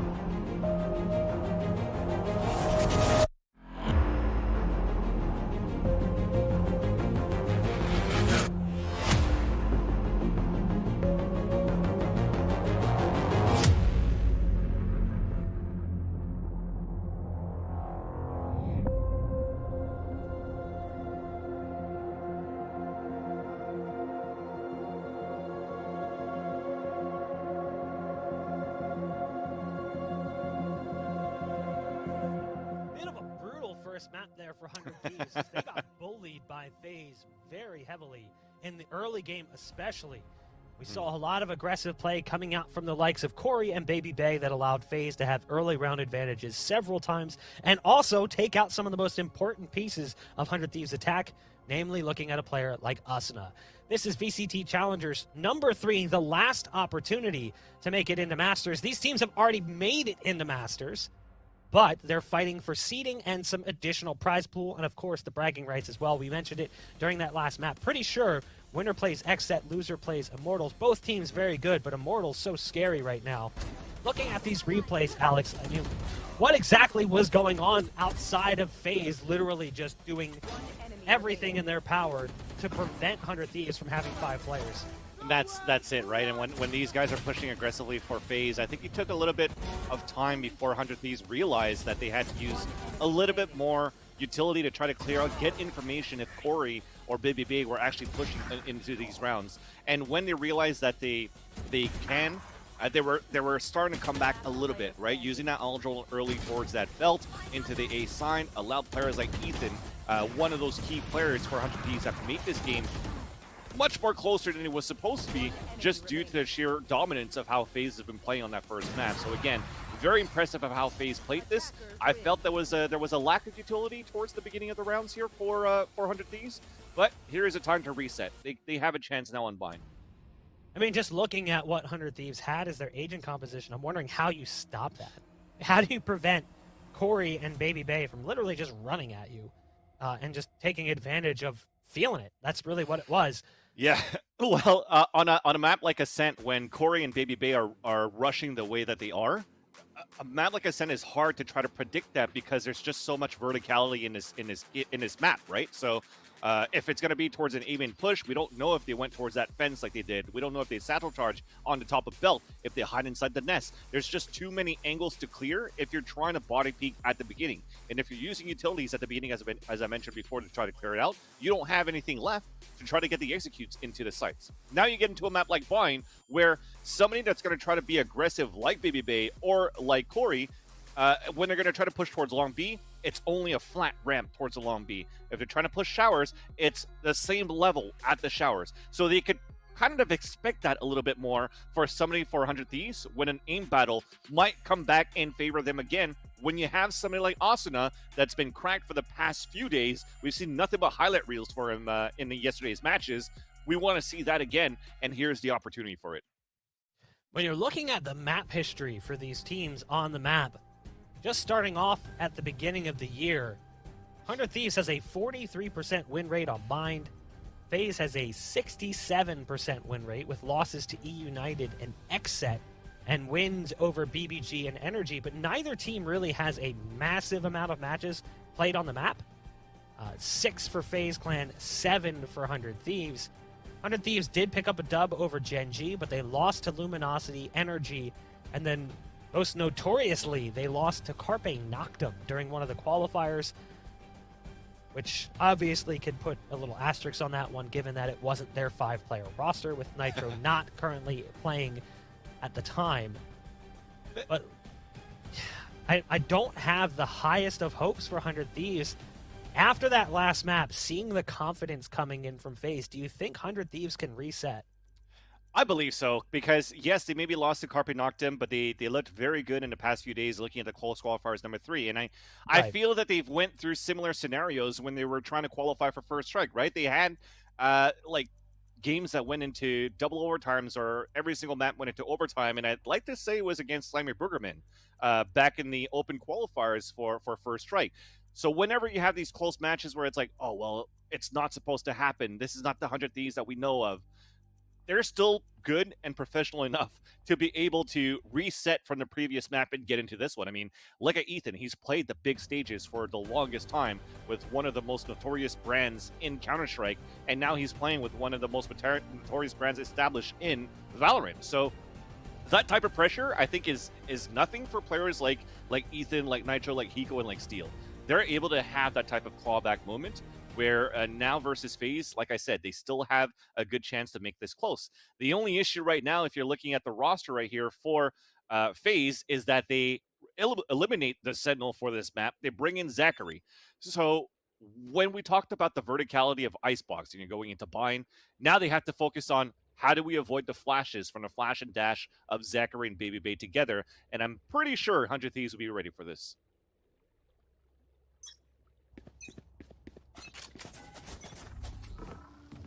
Revealing area. Blocking sight. So right now we do have some sort of a setup default for FaZe. We talked about aggressive for them on the attacker side, but we didn't see that early flash and dash. They're working off the Owl Drone, but it's going to be awesome that pushes out towards the Showers and catches Zachary off guard, but did not notice that Marv was just around the corner at Showers. Now being picked up, the spike has been planted, and Marv is going to try to come in towards that Showers. Thing is, though, right now, for 100 Thieves, they have a double flank from the Cypher, which is going to be Steel, of course, and Ethan just from behind. Spike is now taken down as Marv is trying to play that pulse plant for the team. It all comes down to, once again, Hiko. If he could clutch this time a 3 versus 1 against 2 players that's been popping off, and that's Corey and also Baby Bay, but it doesn't work out. Corey gets the kill. First round comes in for FaZe in that pistol. And mind you, if you just tuned in now, we do have a 2-0 scoreline in the best set of 5. So the question is, what happens there? FaZe, because they come in from the upper bracket finals, they do have 1 map in hand in this series, while now it's 2-0. So 100 Thieves from this point on has to win every single map. The next 2 coming potentially being Bind right now and Haven to try to bring this to a last and final map of Ascent. So a great pistol round being held here. Now it's going to be, we're going to see a split towards this Hookah side. So instead of having that flash, actually Zachary's going to try to flash in for Corey to try to get in control of Hookah. Meanwhile, though, for 100 Thieves, they tried to play aggressively towards this short A, where it was stopped by Marv lurking from behind. Marv now does get a kill from a lurk at Steel, and that push in from that teleporter. They tried to go for that paranoia a little bit too late to try to capitalize on a hit towards the Sands.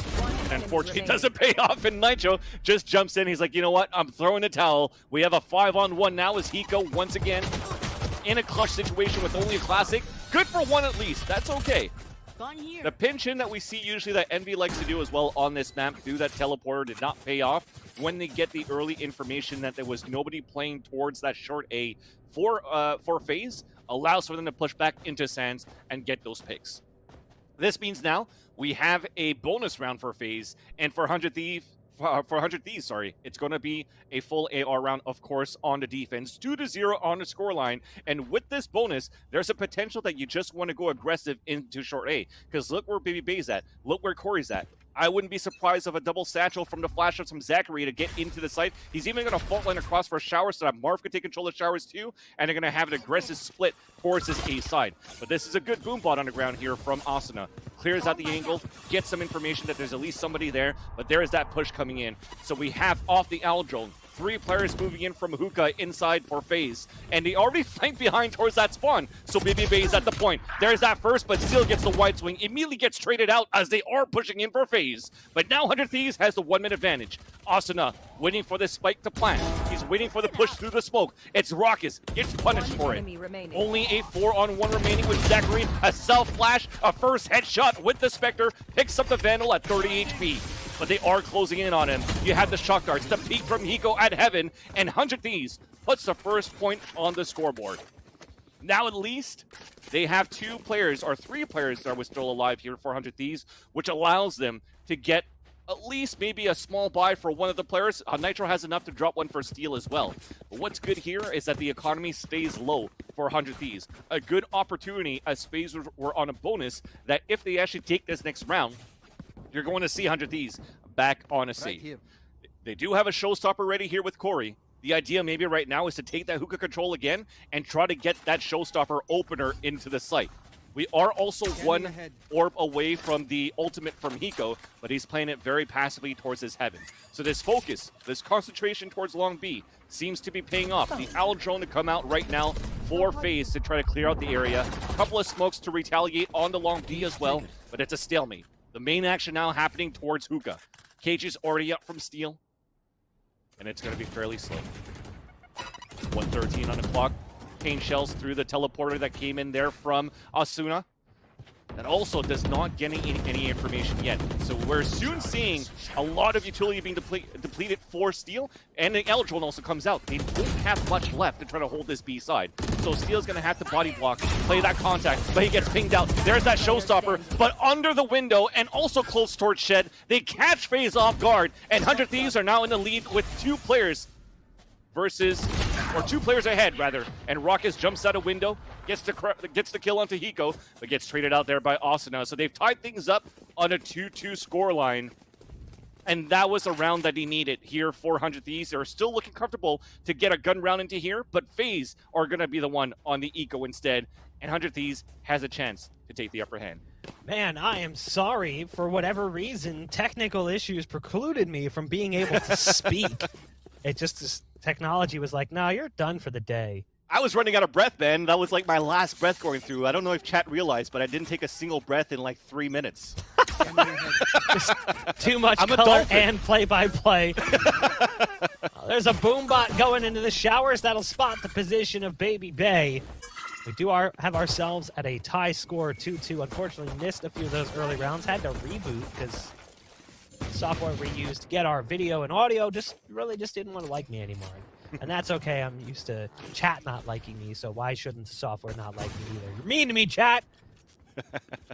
Still a good comeback here for 100 Thieves, but with FaZe, the wall went up, so they knew that FaZe were on some sort of an eco, right? So preventing FaZe from getting any type of like late control towards showers, that wall already came up from Nitro, and he was also using it as a one-way. And that angle allows him potentially to see above the tower boxes to look towards short. So he's in a, yeah, you see he's dancing back and forth where he has a perfect headshot angle for these 2 areas on showers and on short A.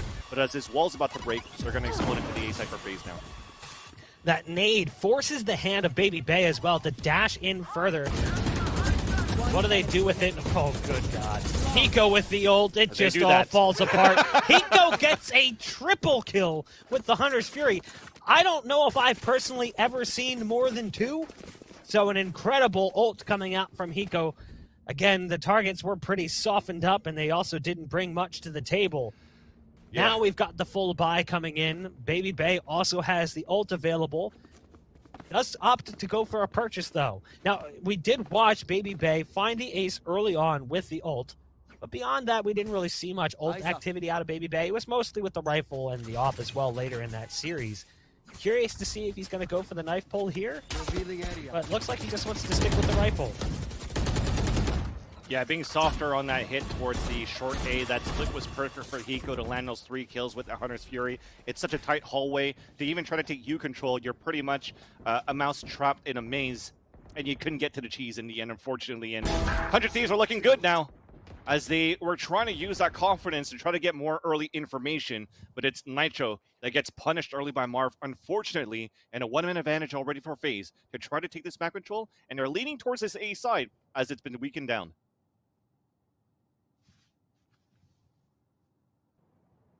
The scary thing right now for FaZe is if Asuna can warm up and brush off that first map, he is so incredibly good on this map specifically, especially looking at his time playing under Immortals, but here as well with 100 Thieves, he can be incredibly difficult to deal with. Ethan sees that fault line come through, decides to port out of the way. Baby Bay, in the meantime, gets the punish, goes to move up further, somehow able to drop Ethan as well, who was backside of the APC. Sight's lost, and it's a massive advantage currently. You've got Steel on the lurk, but everything's falling apart.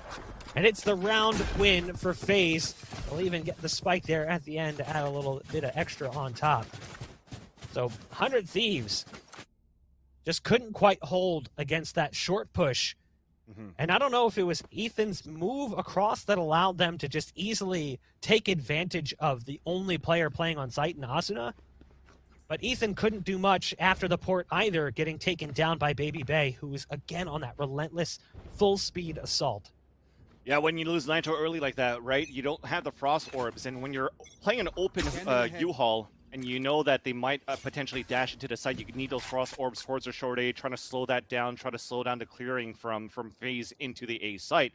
But that didn't allow for 100 Thieves to have those 2 players hold together towards the A site. It was just too aggressive for FaZe at the beginning, and man, you hate to see that. You love to see it if you're more of a FaZe clan, but for Nitro. Had the angle, operator on course, and he actually had the crosshair placement, but Marv went for the walk peek for the kill. Raucus wants to show that he too can deliver with the ult, but doesn't find any kills similar to the way that Hiko did. And there's Asuna with a quick little jiggle peek onto Marv.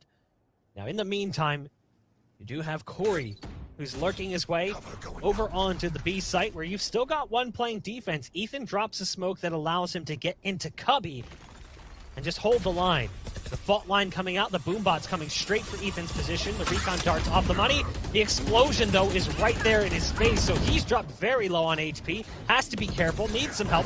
Flying into position is Baby Bay, knows there's one still on site. The save comes in from Hiko to prevent the fatality. The rocket would have gotten a post-mortem, but it still is down to 1 here for FaZe. A 1v2 as the hat comes out. Not going to be able to react in time due to that hat getting tossed out. And it's now down to the one-on-one, and Hiko just goes for it. Full swing from the 31-year-old boomer. Happy belated birthday, by the way, Hiko. And yeah, it's definitely hard on a 1 versus 1, and you have to face against Hiko. It's you're quaking in your boots usually at that point. And I like this time for 100 Thieves was that the utility that was used towards that site, it was on both sides of the default. That allowed for Ethan, yes, he got eaten and got damaged by a boombot, but it was able to slow down that clock, slow down the aggression from FaZe into the site when you saw that Baby Bay was dashing as trying to make his way in. The difference before was that for 100 Thieves, they had those cyber cages that they had to be used so early into Hookah and also onto Octagon. But now as they time it perfectly with the full hit from FaZe, it allowed for them to get that crosshair placement and the bait and switches and the trades that was necessary for them to regain the lead in this half. How did that boombot not give away his position? Yeah. That was really confusing. There's the ult from Marv, though, into the elbow. Nitro now has to deal with what's coming this direction. You can see the ult being popped by their Omen to send him back behind enemy lines, but you've got Baby Bay now moving into position with the knives out, despite the fact that they had Marv in an advanced position. Doesn't really make too much of a difference as he was taken out quickly by the player still hanging out on site, and Nitro, who's still here, by the way. Yeah. Sitting back towards elbow. I love what Baby Bay's trying to do. Dodging some recon darts as well. There's an ult coming out in the Rolling Thunder as Baby Bay tries to push into position. Asuna dodged the charges. The flashes are still coming out. And now it's down to 1. It's Nitro. The player who originally was playing B-side defense is somehow the last one alive on a B-side take. But FaZe finally able to sniff out his location and come up with the round win. Even though it looked like Baby Bay got backstab and it didn't pay off, he actually was able to get that kill onto Ethan, who got knocked by the Rolling Thunder of Zachary. Just off timing a little bit, or better timing for the person from 100 Thieves. I was able to take the left side of the entrance of B side to get that backstab frag without being stunned onto Baby Bay, which made things, of course, a lot more difficult in the end, though, for FaZe to try to hold that site down. Good thing, though, is that they did. Just from that sheer aggression and just dancing around the site from FaZe, from Baby Bay. But it looked grim at the beginning for Marv, going for a full from the shadows into elbow, not realizing where Nitro was still lurking around. Nitro could have potentially won that round on his back. He just needed that res to maybe help one of his teammates, but it was dead a little bit too far down towards 1B. Raucus catches one on the backside of mid. Look at this setup right now. There's so many players trying to come in from Hookah for 100 Thieves. As they start to make their way out, they don't really have the greatest of hardware, and that's going to allow them to line some up. Steal with the Bucky, though.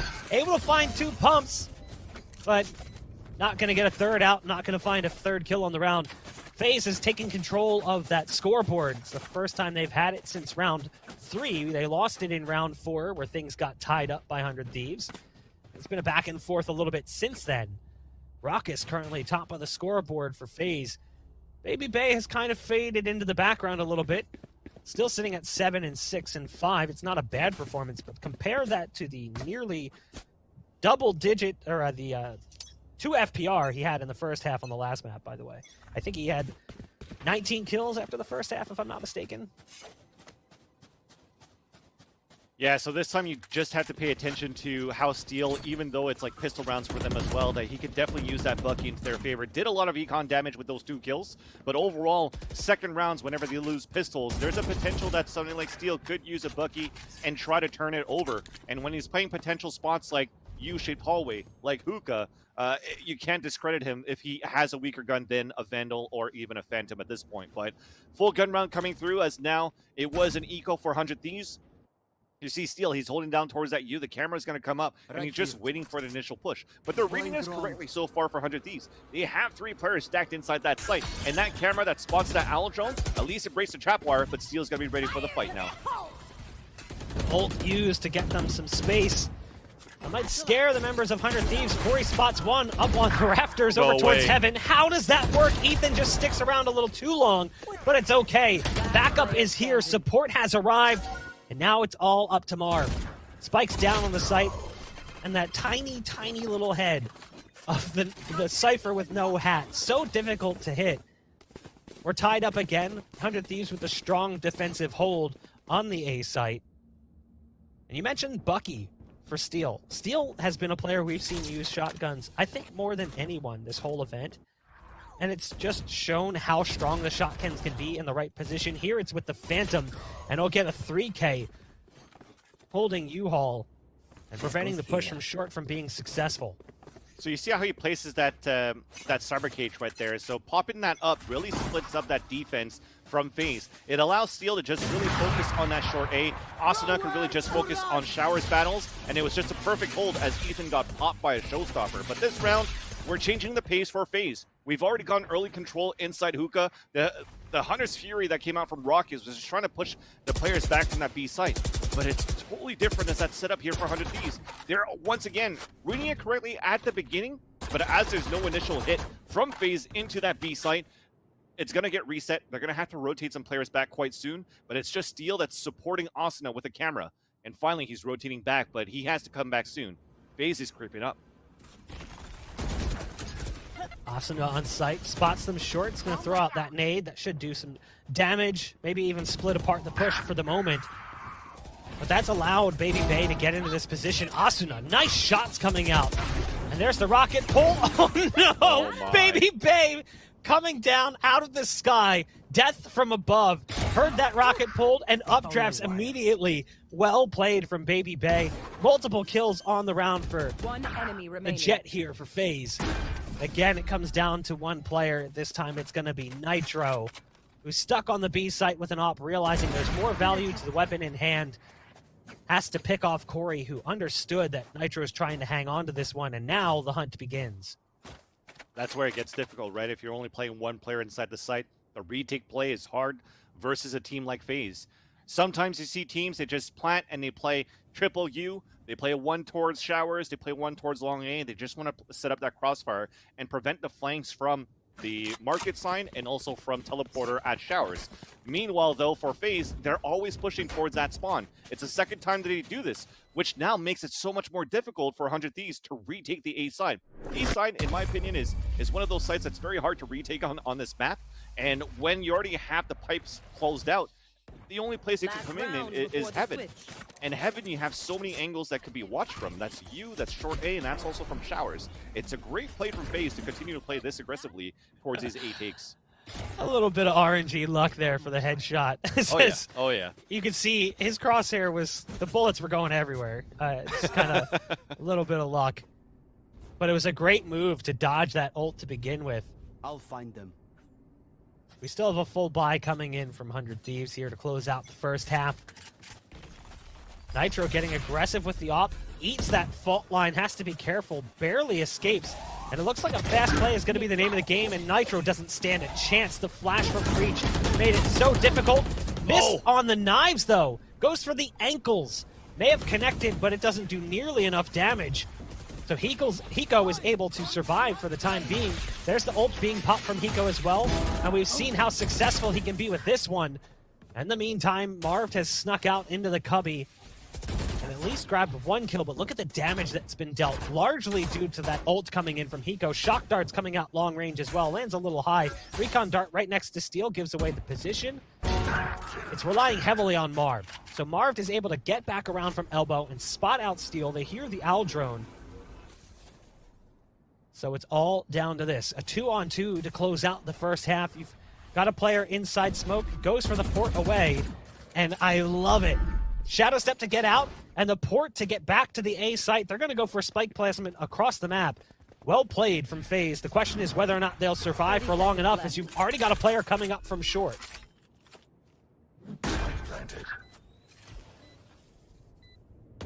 One enemy remaining.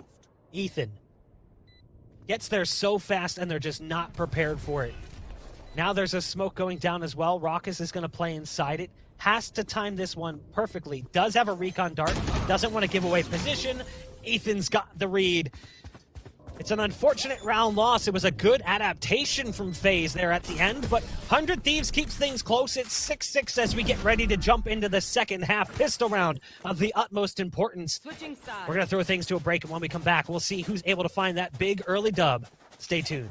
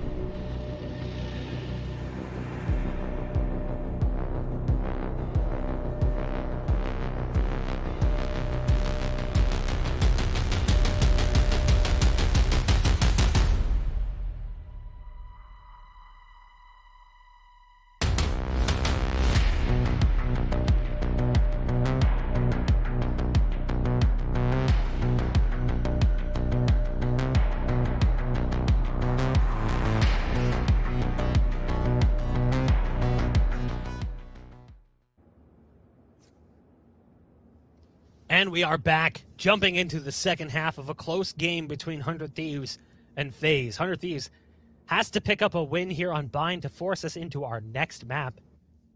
Man, Silly, are you a little bit worried? Are you feeling confident that 100 Thieves here in the second half is going to really pick up the pace with Asuna now on the attack? I was never worried. I think we're going to see a third map. But again, if we're going to see this combination of this long B that usually happens with Baby Bay and Zachary on pistol rounds or even gun rounds, that's where, if 100 Thieves are not ready for that, they haven't studied FaZe enough leading into this grand finals. So starting things off, it seems to be the case because Nitro's already all the way back towards Fountain, playing it from the spawn sign, and they're actually adding more pressure towards Showers instead. And there you go, that first shot that rang out from Baby Bay, they read that perfectly for 100 Thieves. How did they capitalize on that after? They're just still holding their grounds. It's no different than what we saw from them on Icebox as well. Heavily aggressive on the defensive side, trying to take the battle to their opponent, not allowing them to set up. And it effectively eliminated Asuna, because in several of those cases, Asuna was the first one to die. Because of the escapability that Baby Bay had, he could get away without really being punished in several of those occasions. There's a flash that comes out over on long, but the recon dart prevents them from being able to peek. And it looks like we will see at least some presence towards B early, but they are playing towards port, so we might see a port play set up with players still positioned over on A side. You've got one in Showers, one other towards Short and Steel and Asuna respectively. It's going to come down to these early duels. How successful are they? And that one works out pretty nicely for them as Ethan gets the execution, point blank range, and now they're going to peel. So now you're going to see the fallback and go back through the portal to A, but the problem is they lost the players on A, so both players A, Steel and Asuna, who were supposed to pick up the kills, didn't, and now there's a fat paranoia coming into the Showers. Everything is falling apart. Yeah, the lurk was coming in for a steal, now there's no time. They're going to have to rush out and show themselves in. Now with no time left, it's Zachary that gets the last kill. Unfortunate there for 100 Thieves. Perfect for FaZe at least, though, because with that heavy execution towards that B side, 400 Thieves, they never rotated out for FaZe. So they were ready also for the style of pistol rounds. 400 Thieves expecting this lurk from Steel towards Short A, and it capitalized on that pistol. An unfortunate turn for 100 Thieves. I thought they were just going to go for the early B presence, and if they find the openings, just dedicate to it. But they were sold on what they wanted to do from the start of the round, which was that A-split portal play. Unfortunately, the players on A, who are very important for that setup, Asuna and Steel, both died as they went through the port. So at that point, they were already committed. They had to make up their minds and go for it. Nice shots coming out early from Baby Bay on the Marshall, not the op. Nades coming down, doing significant damage, and that's what allows Corey to absolutely punish. And again, we're back to that bully state, but it is just an eco round coming in. FaZe look flawless in the follow-up to the pistol round. That's when things get scary, right? Baby Bay still holding his confidence true towards that long B, the first pick. Then Corey is also playing aggressively towards Hookah. So that nullifies any type of split that 100 Thieves are trying to do on that pistol round. And of course, as you mentioned here, Mark, it was an eco for 100 Thieves, so they're much easier kills. I mean, it's a one shot. That's a 101 to the body from the way Baby Bay shoots it. So you didn't have any shields for 100 Thieves. They wanted to maximize their economy so they could get a full gun round into this round, just because they can get the spike plant on the first pistol. So now they're able to have the full utilities. There's only Austin that's going to be on small shields, and they're trying to play aggressive here towards that Showers. You hit him? Well, they got control of Showers, but like you said, it cost them a little bit. You've got damage dealt to Asuna, who's now running away. Yeah, he's got to surrender. Looking right? for Nitro. He needs Nitro to give him that heal to bring him back up. Look how low he is on HP. And there's the heal. So it slows things down and it changes the intended pace. You've also got the armor stripped away for Asuna, which is going to make things a little bit more difficult for him as well. Sitting on just 84 HP after the heal comes through.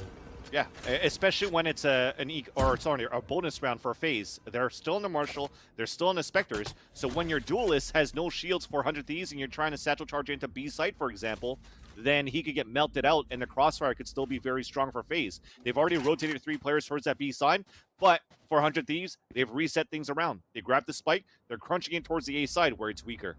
Here. Nitro lining up a slow orb. They're going to be moving in fast. There's the nade coming out. Baby Bay, again with just a Marshall, inflicting serious damage, and that nade slows them down so much. They rely heavily on Corey, but with just an SMG against rifles, it's difficult to do much. Baby Bay again! The Marshall! Nico not able to react in time to Marv's presence as the trade kill does come through, and now you've got Baby Bay swapping over to the Vandal. Wow. That is well held from FaZe. Sure, they surrender the spike plant, but 3 players survive on a bonus. Yeah, we're going back to like the quarterfinals game style of 100 Thieves, where it seems as though the clock was really their enemy on a couple of rounds when they had to play like retakes or when they had to go for plants. This time, again, this is 2 rounds in the second half. We have less than 15 seconds remaining to try to get and commit into a site. And when you have somebody like Baby Bay that's chipping down the armor, hitting these shots, it allows for the rest to rotate down from the spawn side for FaZe into U-Haul and just melt them close-range battles with the Spectres. So 100 Thieves, the slow pace, they're trying to play a little bit more cautiously, but it's not paying off just because they've wasted a lot of time for trying to get the reheal onto Asuna too. The default was their demise on that round. Drone's gonna see one nice flash to lead them in, and it's another one of those frustrating starts. Marv wants to go for a port out. No, it's actually the paranoia, but Asuna is right in his face. Nearsightedness not going to affect him. Corey already on the flank, and they have no idea. Corey does whiff a little bit at the beginning there, but it's still down to one player remaining. It's Ethan with the Sheriff. Does not have Spike. It's been fumbled out into the middle of the site. Yeah, missed a couple of shots, but he's still good for 2. It's good enough. Yeah. And that's been the name of the game for FaZe on the defense, is playing really fast across the map. So sure, we talked about Baby Bay doing it on the last map, but Corey was doing the same thing. Both players were playing A. Now that they've split those resources, at times putting one of those players on A, with Corey's nades obviously being heavily impactful for a short hold, you've got this potential where you could have a player pushing regardless of what direction you're going. Exactly. You can rely on each other, right? The push from Corey, a push from Baby Bay. If it doesn't work out, look at this. They're trying to walk into a site, and the angles are perfect for somebody like Raucus or from Marv, and those players are also hitting their shots, which means that you could definitely play that loosened play style for Corey and Baby Bay. Be comfortable with it, because you know, just like when 100 Thieves were like on the top of their prime with, for example, Asuna and Dicey in the past, it's like, hey, you guys go kill. If you die, it's okay. We have the boomers that can take care of us, right? Into Hiko, into Steel, into Nitro. Now it's the same thing for FaZe. If Corey and Baby Bay are not letting their shots and not getting these first bloods, Raucus and Marv and Zachary as an anchor player as a breach could still put a huge impact to hold the defender side for FaZe. Marv again has Asuna's number dialed in. This is something we talked about in that first map, how they basically eliminated Asuna as a threat by consistently charging straight at his position, not allowing him to play his game, forcing him to play theirs. Again, you've got an AWP on long, and the recon dart's going to give away the position. Somehow he's still alive. Hello, Baby Bay. He's like, screw it. I'm going to try to rifle him down now. I missed 2 shots. There's the ult coming out from Hiko. Typically on point, does some damage, but can't find the finisher. Marv pushing the smoke on short, has to be careful. There's players right around the corner. Just wants to get into Cubby, but actually wants to take the fight a little bit further, and Ethan is holding, so nice player advantage right now for 100 Thieves as they're in a 5-on-3.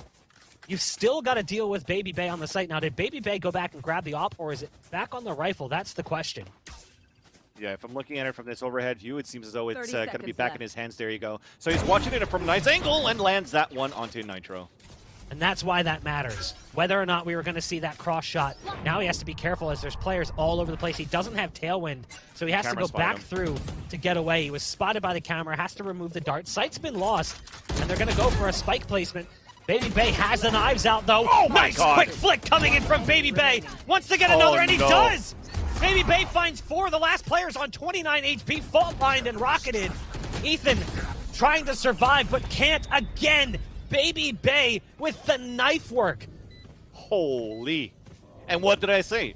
They started that plant towards that B site, 400 Thieves, with 12 seconds remaining. But that allows Baby Bay to just try to keep them disorganized as they're still trying to set up their post plants. So he catches 2 players off guard, goes for the dash and the updraft into the site where it catches even Steel off guard inside the tube, and he himself has made things so easy for FaZe for that retake. Look at this replay. That shot onto Asuna was beautiful. But so was that. Even that last click onto Steel, falling in with low HP. Sure, it's a right click, but incredible work from Baby Bay yet again, who has stolen the pole position on the scoreboard away from his teammates. It was Raucus at one point as Baby Bay was sitting right around the middle. But now, switching over to the defensive side, it's become the Baby Bay show. You can see just how impactful Baby Bay can be. Again, aggressive play. The portal play coming in from Marv, backed by the paranoia. Wow. Asuna and Steel didn't stand a chance, and a port to get away as well. Yeah, incredibly that's well amazing. played. That's amazing. TV towards spawn, that's just the most frustrating thing for 100 Thieves right now because they don't have an opportunity to trade. Now Raucus gets another kill here, and FaZe is looking great for series point.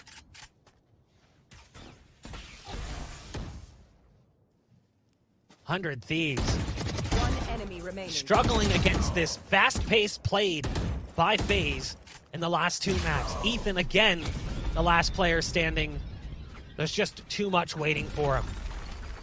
To be 12-6, FaZe is on match and series point and tournament point as they look to put 100 Thieves to rest and find their first big win with this roster. they've had second place finishes. Going back to the JBL Quantum Cup, they were able to take a second place finish, losing to Sentinels in the finals 2-0. And outside of that, they got second in a qualifier. Yep. Never Like anything that. big. Yeah, fourth place finish going all the way back to the T1X NSG Showdown. That was a completely different roster. It's not even the same full team, if I'm not mistaken, as they had some different pieces to that one.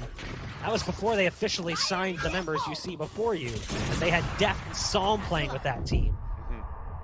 So what does 100 Thieves do? They try to go for a fast play towards A. The rocket's been pulled. It might actually work out here against this close target.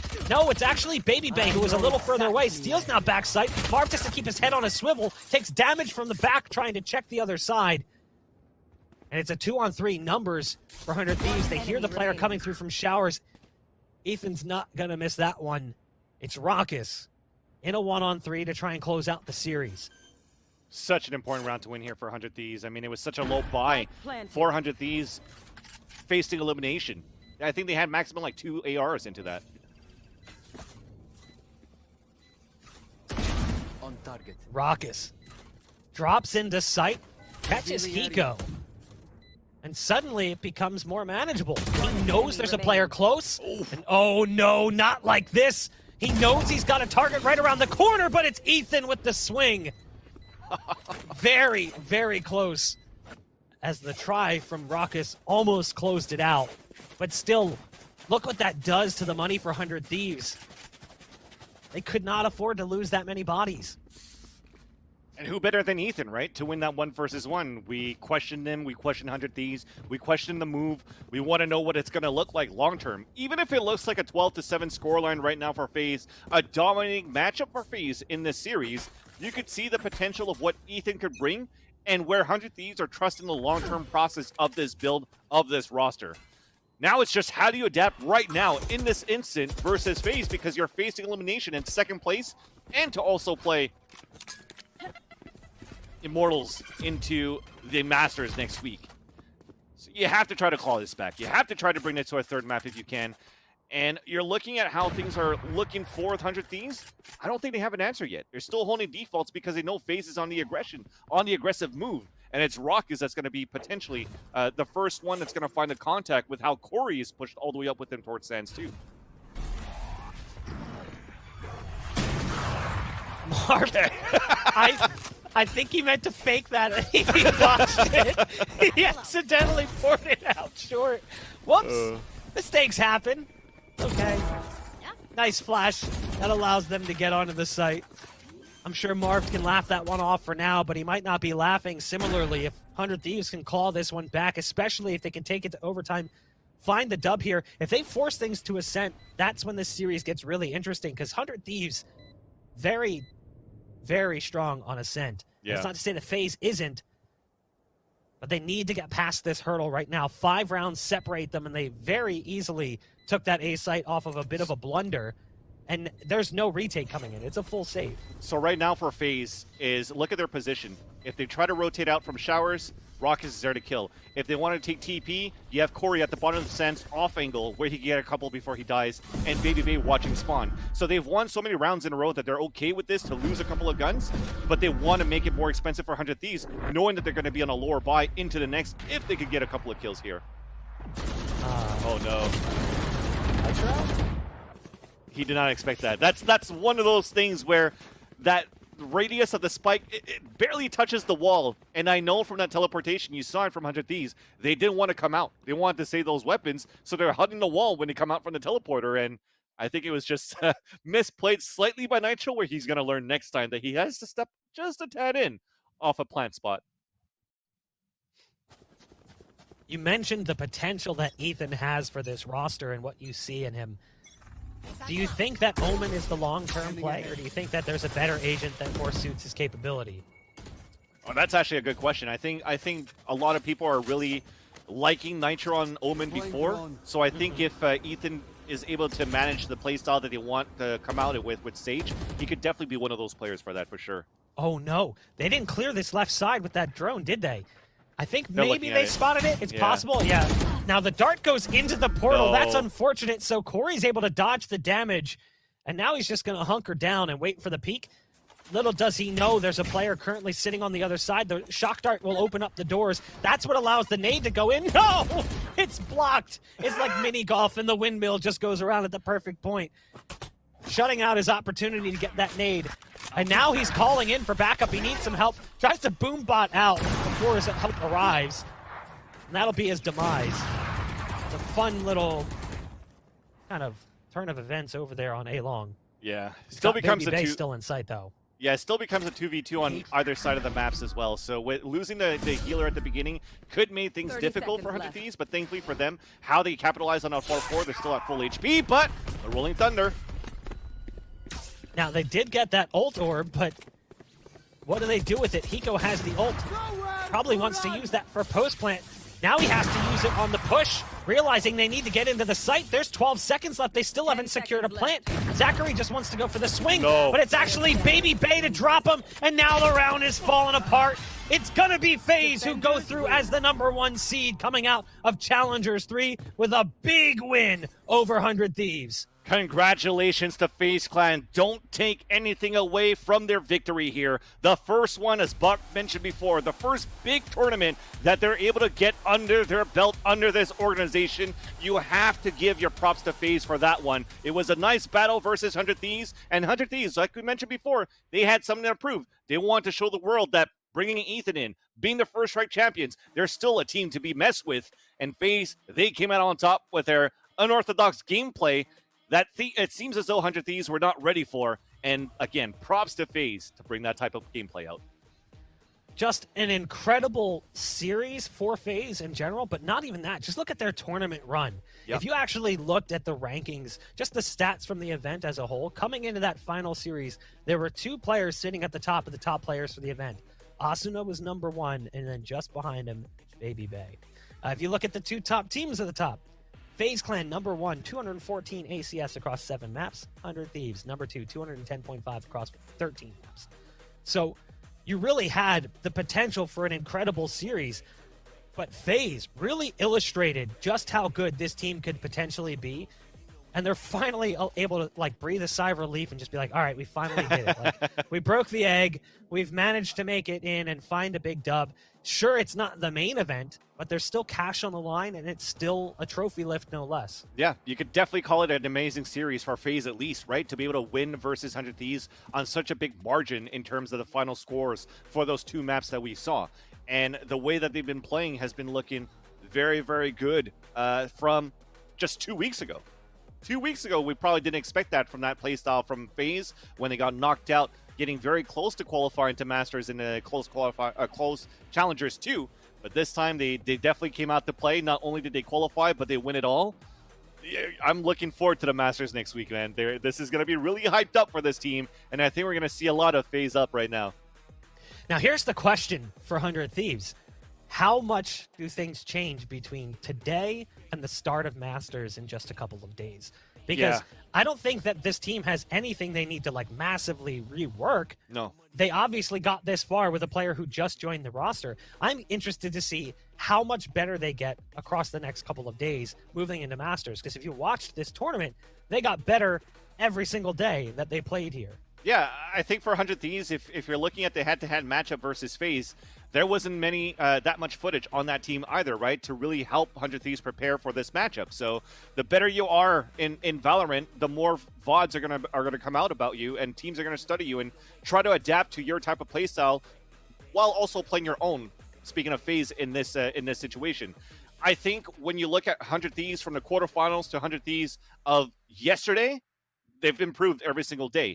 And now that they had the first time playing versus FaZe and being caught off guard of the playstyle that FaZe brought into the series, they just need those minor adjustments, studying those VODs from today's matches, and you'll still see a very strong 100 Thieves leading into the Masters. Well, let's take a look at our Mike and Ike sweet play of the day. And it's no surprise what player we're going to be seeing here.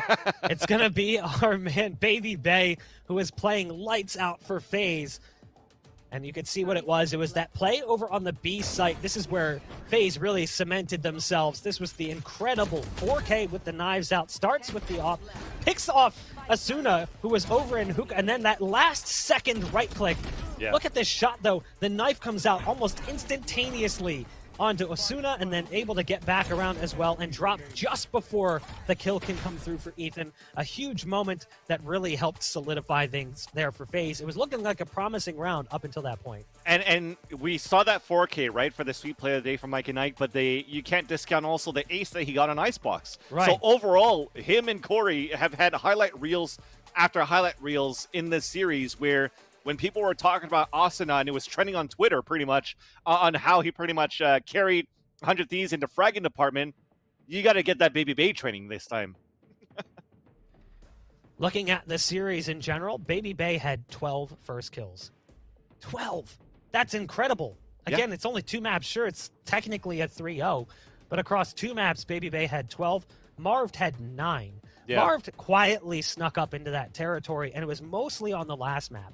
Marv was playing Sage on Icebox, and it wasn't bad play, but it wasn't the comfortability that Marv typically has playing as Omen. Once we switched back to Bind, Marv on Omen just clicked, and he was able to punish time and time again. So what we saw from Baby Bay on Icebox, taking out Asuna early on, it was Marv doing that. Yeah. Consistently pushing showers and preventing Asuna from really having any kind of impact in a round.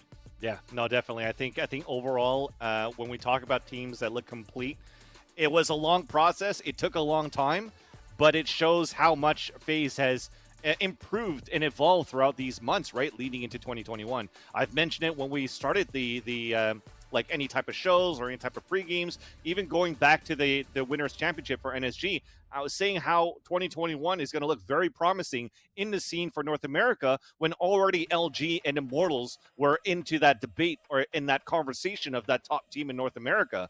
But now coming out of the blue is a FaZe that we haven't seen before, and a FaZe that we hope to see again, as they could be that team now under that discussion for that top team in North America. They look very, very good. I know that we talked how 100 Thieves had a tough bracket going into the grand finals. For me personally, I feel that FaZe had the lighter one, and their biggest test was against 100 Thieves, and they definitely passed that with aces. I think one of the most incredible things about VCT in this series thus far that we've seen in Stage 1 is the rise of some new teams, some fresh blood.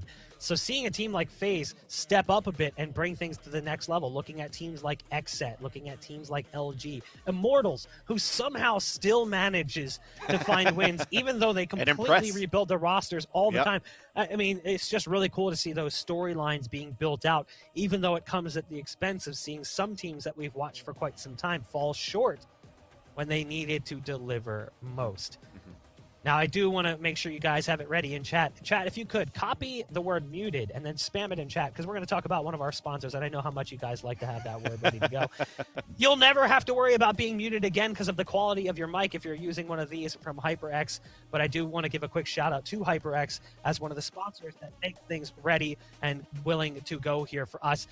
Legendary Comfort Coast Wireless with the HyperX Cloud 2 Wireless. Make sure you guys go pick those up. Like, again, we're tethered in. We got these wires. It's not as fun as it needs to be. I have a wireless mouse. I have a wireless keyboard, but I can't have a wireless headset. Trust me, it's something you want to have. So make sure you guys check that out. But we do have a player standing by and ready for an interview. We've got Marv, who will be joining us on the show so we can talk about that last series. Marv, a big win for you in the squad. That's huge. Finally a dub, like a big win for the team. What up? Of course, we getting these W's, you know? Made it to the finals. We had to close it out. We had to close it out. We had to show everyone, man, you know Marv. what I mean? Tukmung, congratulations, man. That was a dominating series, bro, to see that versus 100 Thieves. And, you know, we've talked about it from the past days till today. We've had the meme that came out from Baby Bay when you fell in short from close qualifiers 2 to say, we're going to play this type of play style to their grave, where we're just going to be the aggressive type of almost telegraph the way that you guys want to push forward. But we've seen a whole different type of FaZe throughout this whole weekend. We've seen the old FaZe, we've seen some new FaZe. Tell us the development within those 2 weeks. How did it happen? I think there's a very big misconception and where people think we just rush sites and rush up wherever we want to go. But honestly, we did do that in the beginning, but we did change it up. But I feel like we have a lot more gears, you know what I mean? We have different gears. We can go fast, we can go slow. We know when to go fast, we know when to go slow, depending on depending on all the abilities that they have and this, that. But yeah, I feel like we're like an all-around team now, I feel. For sure.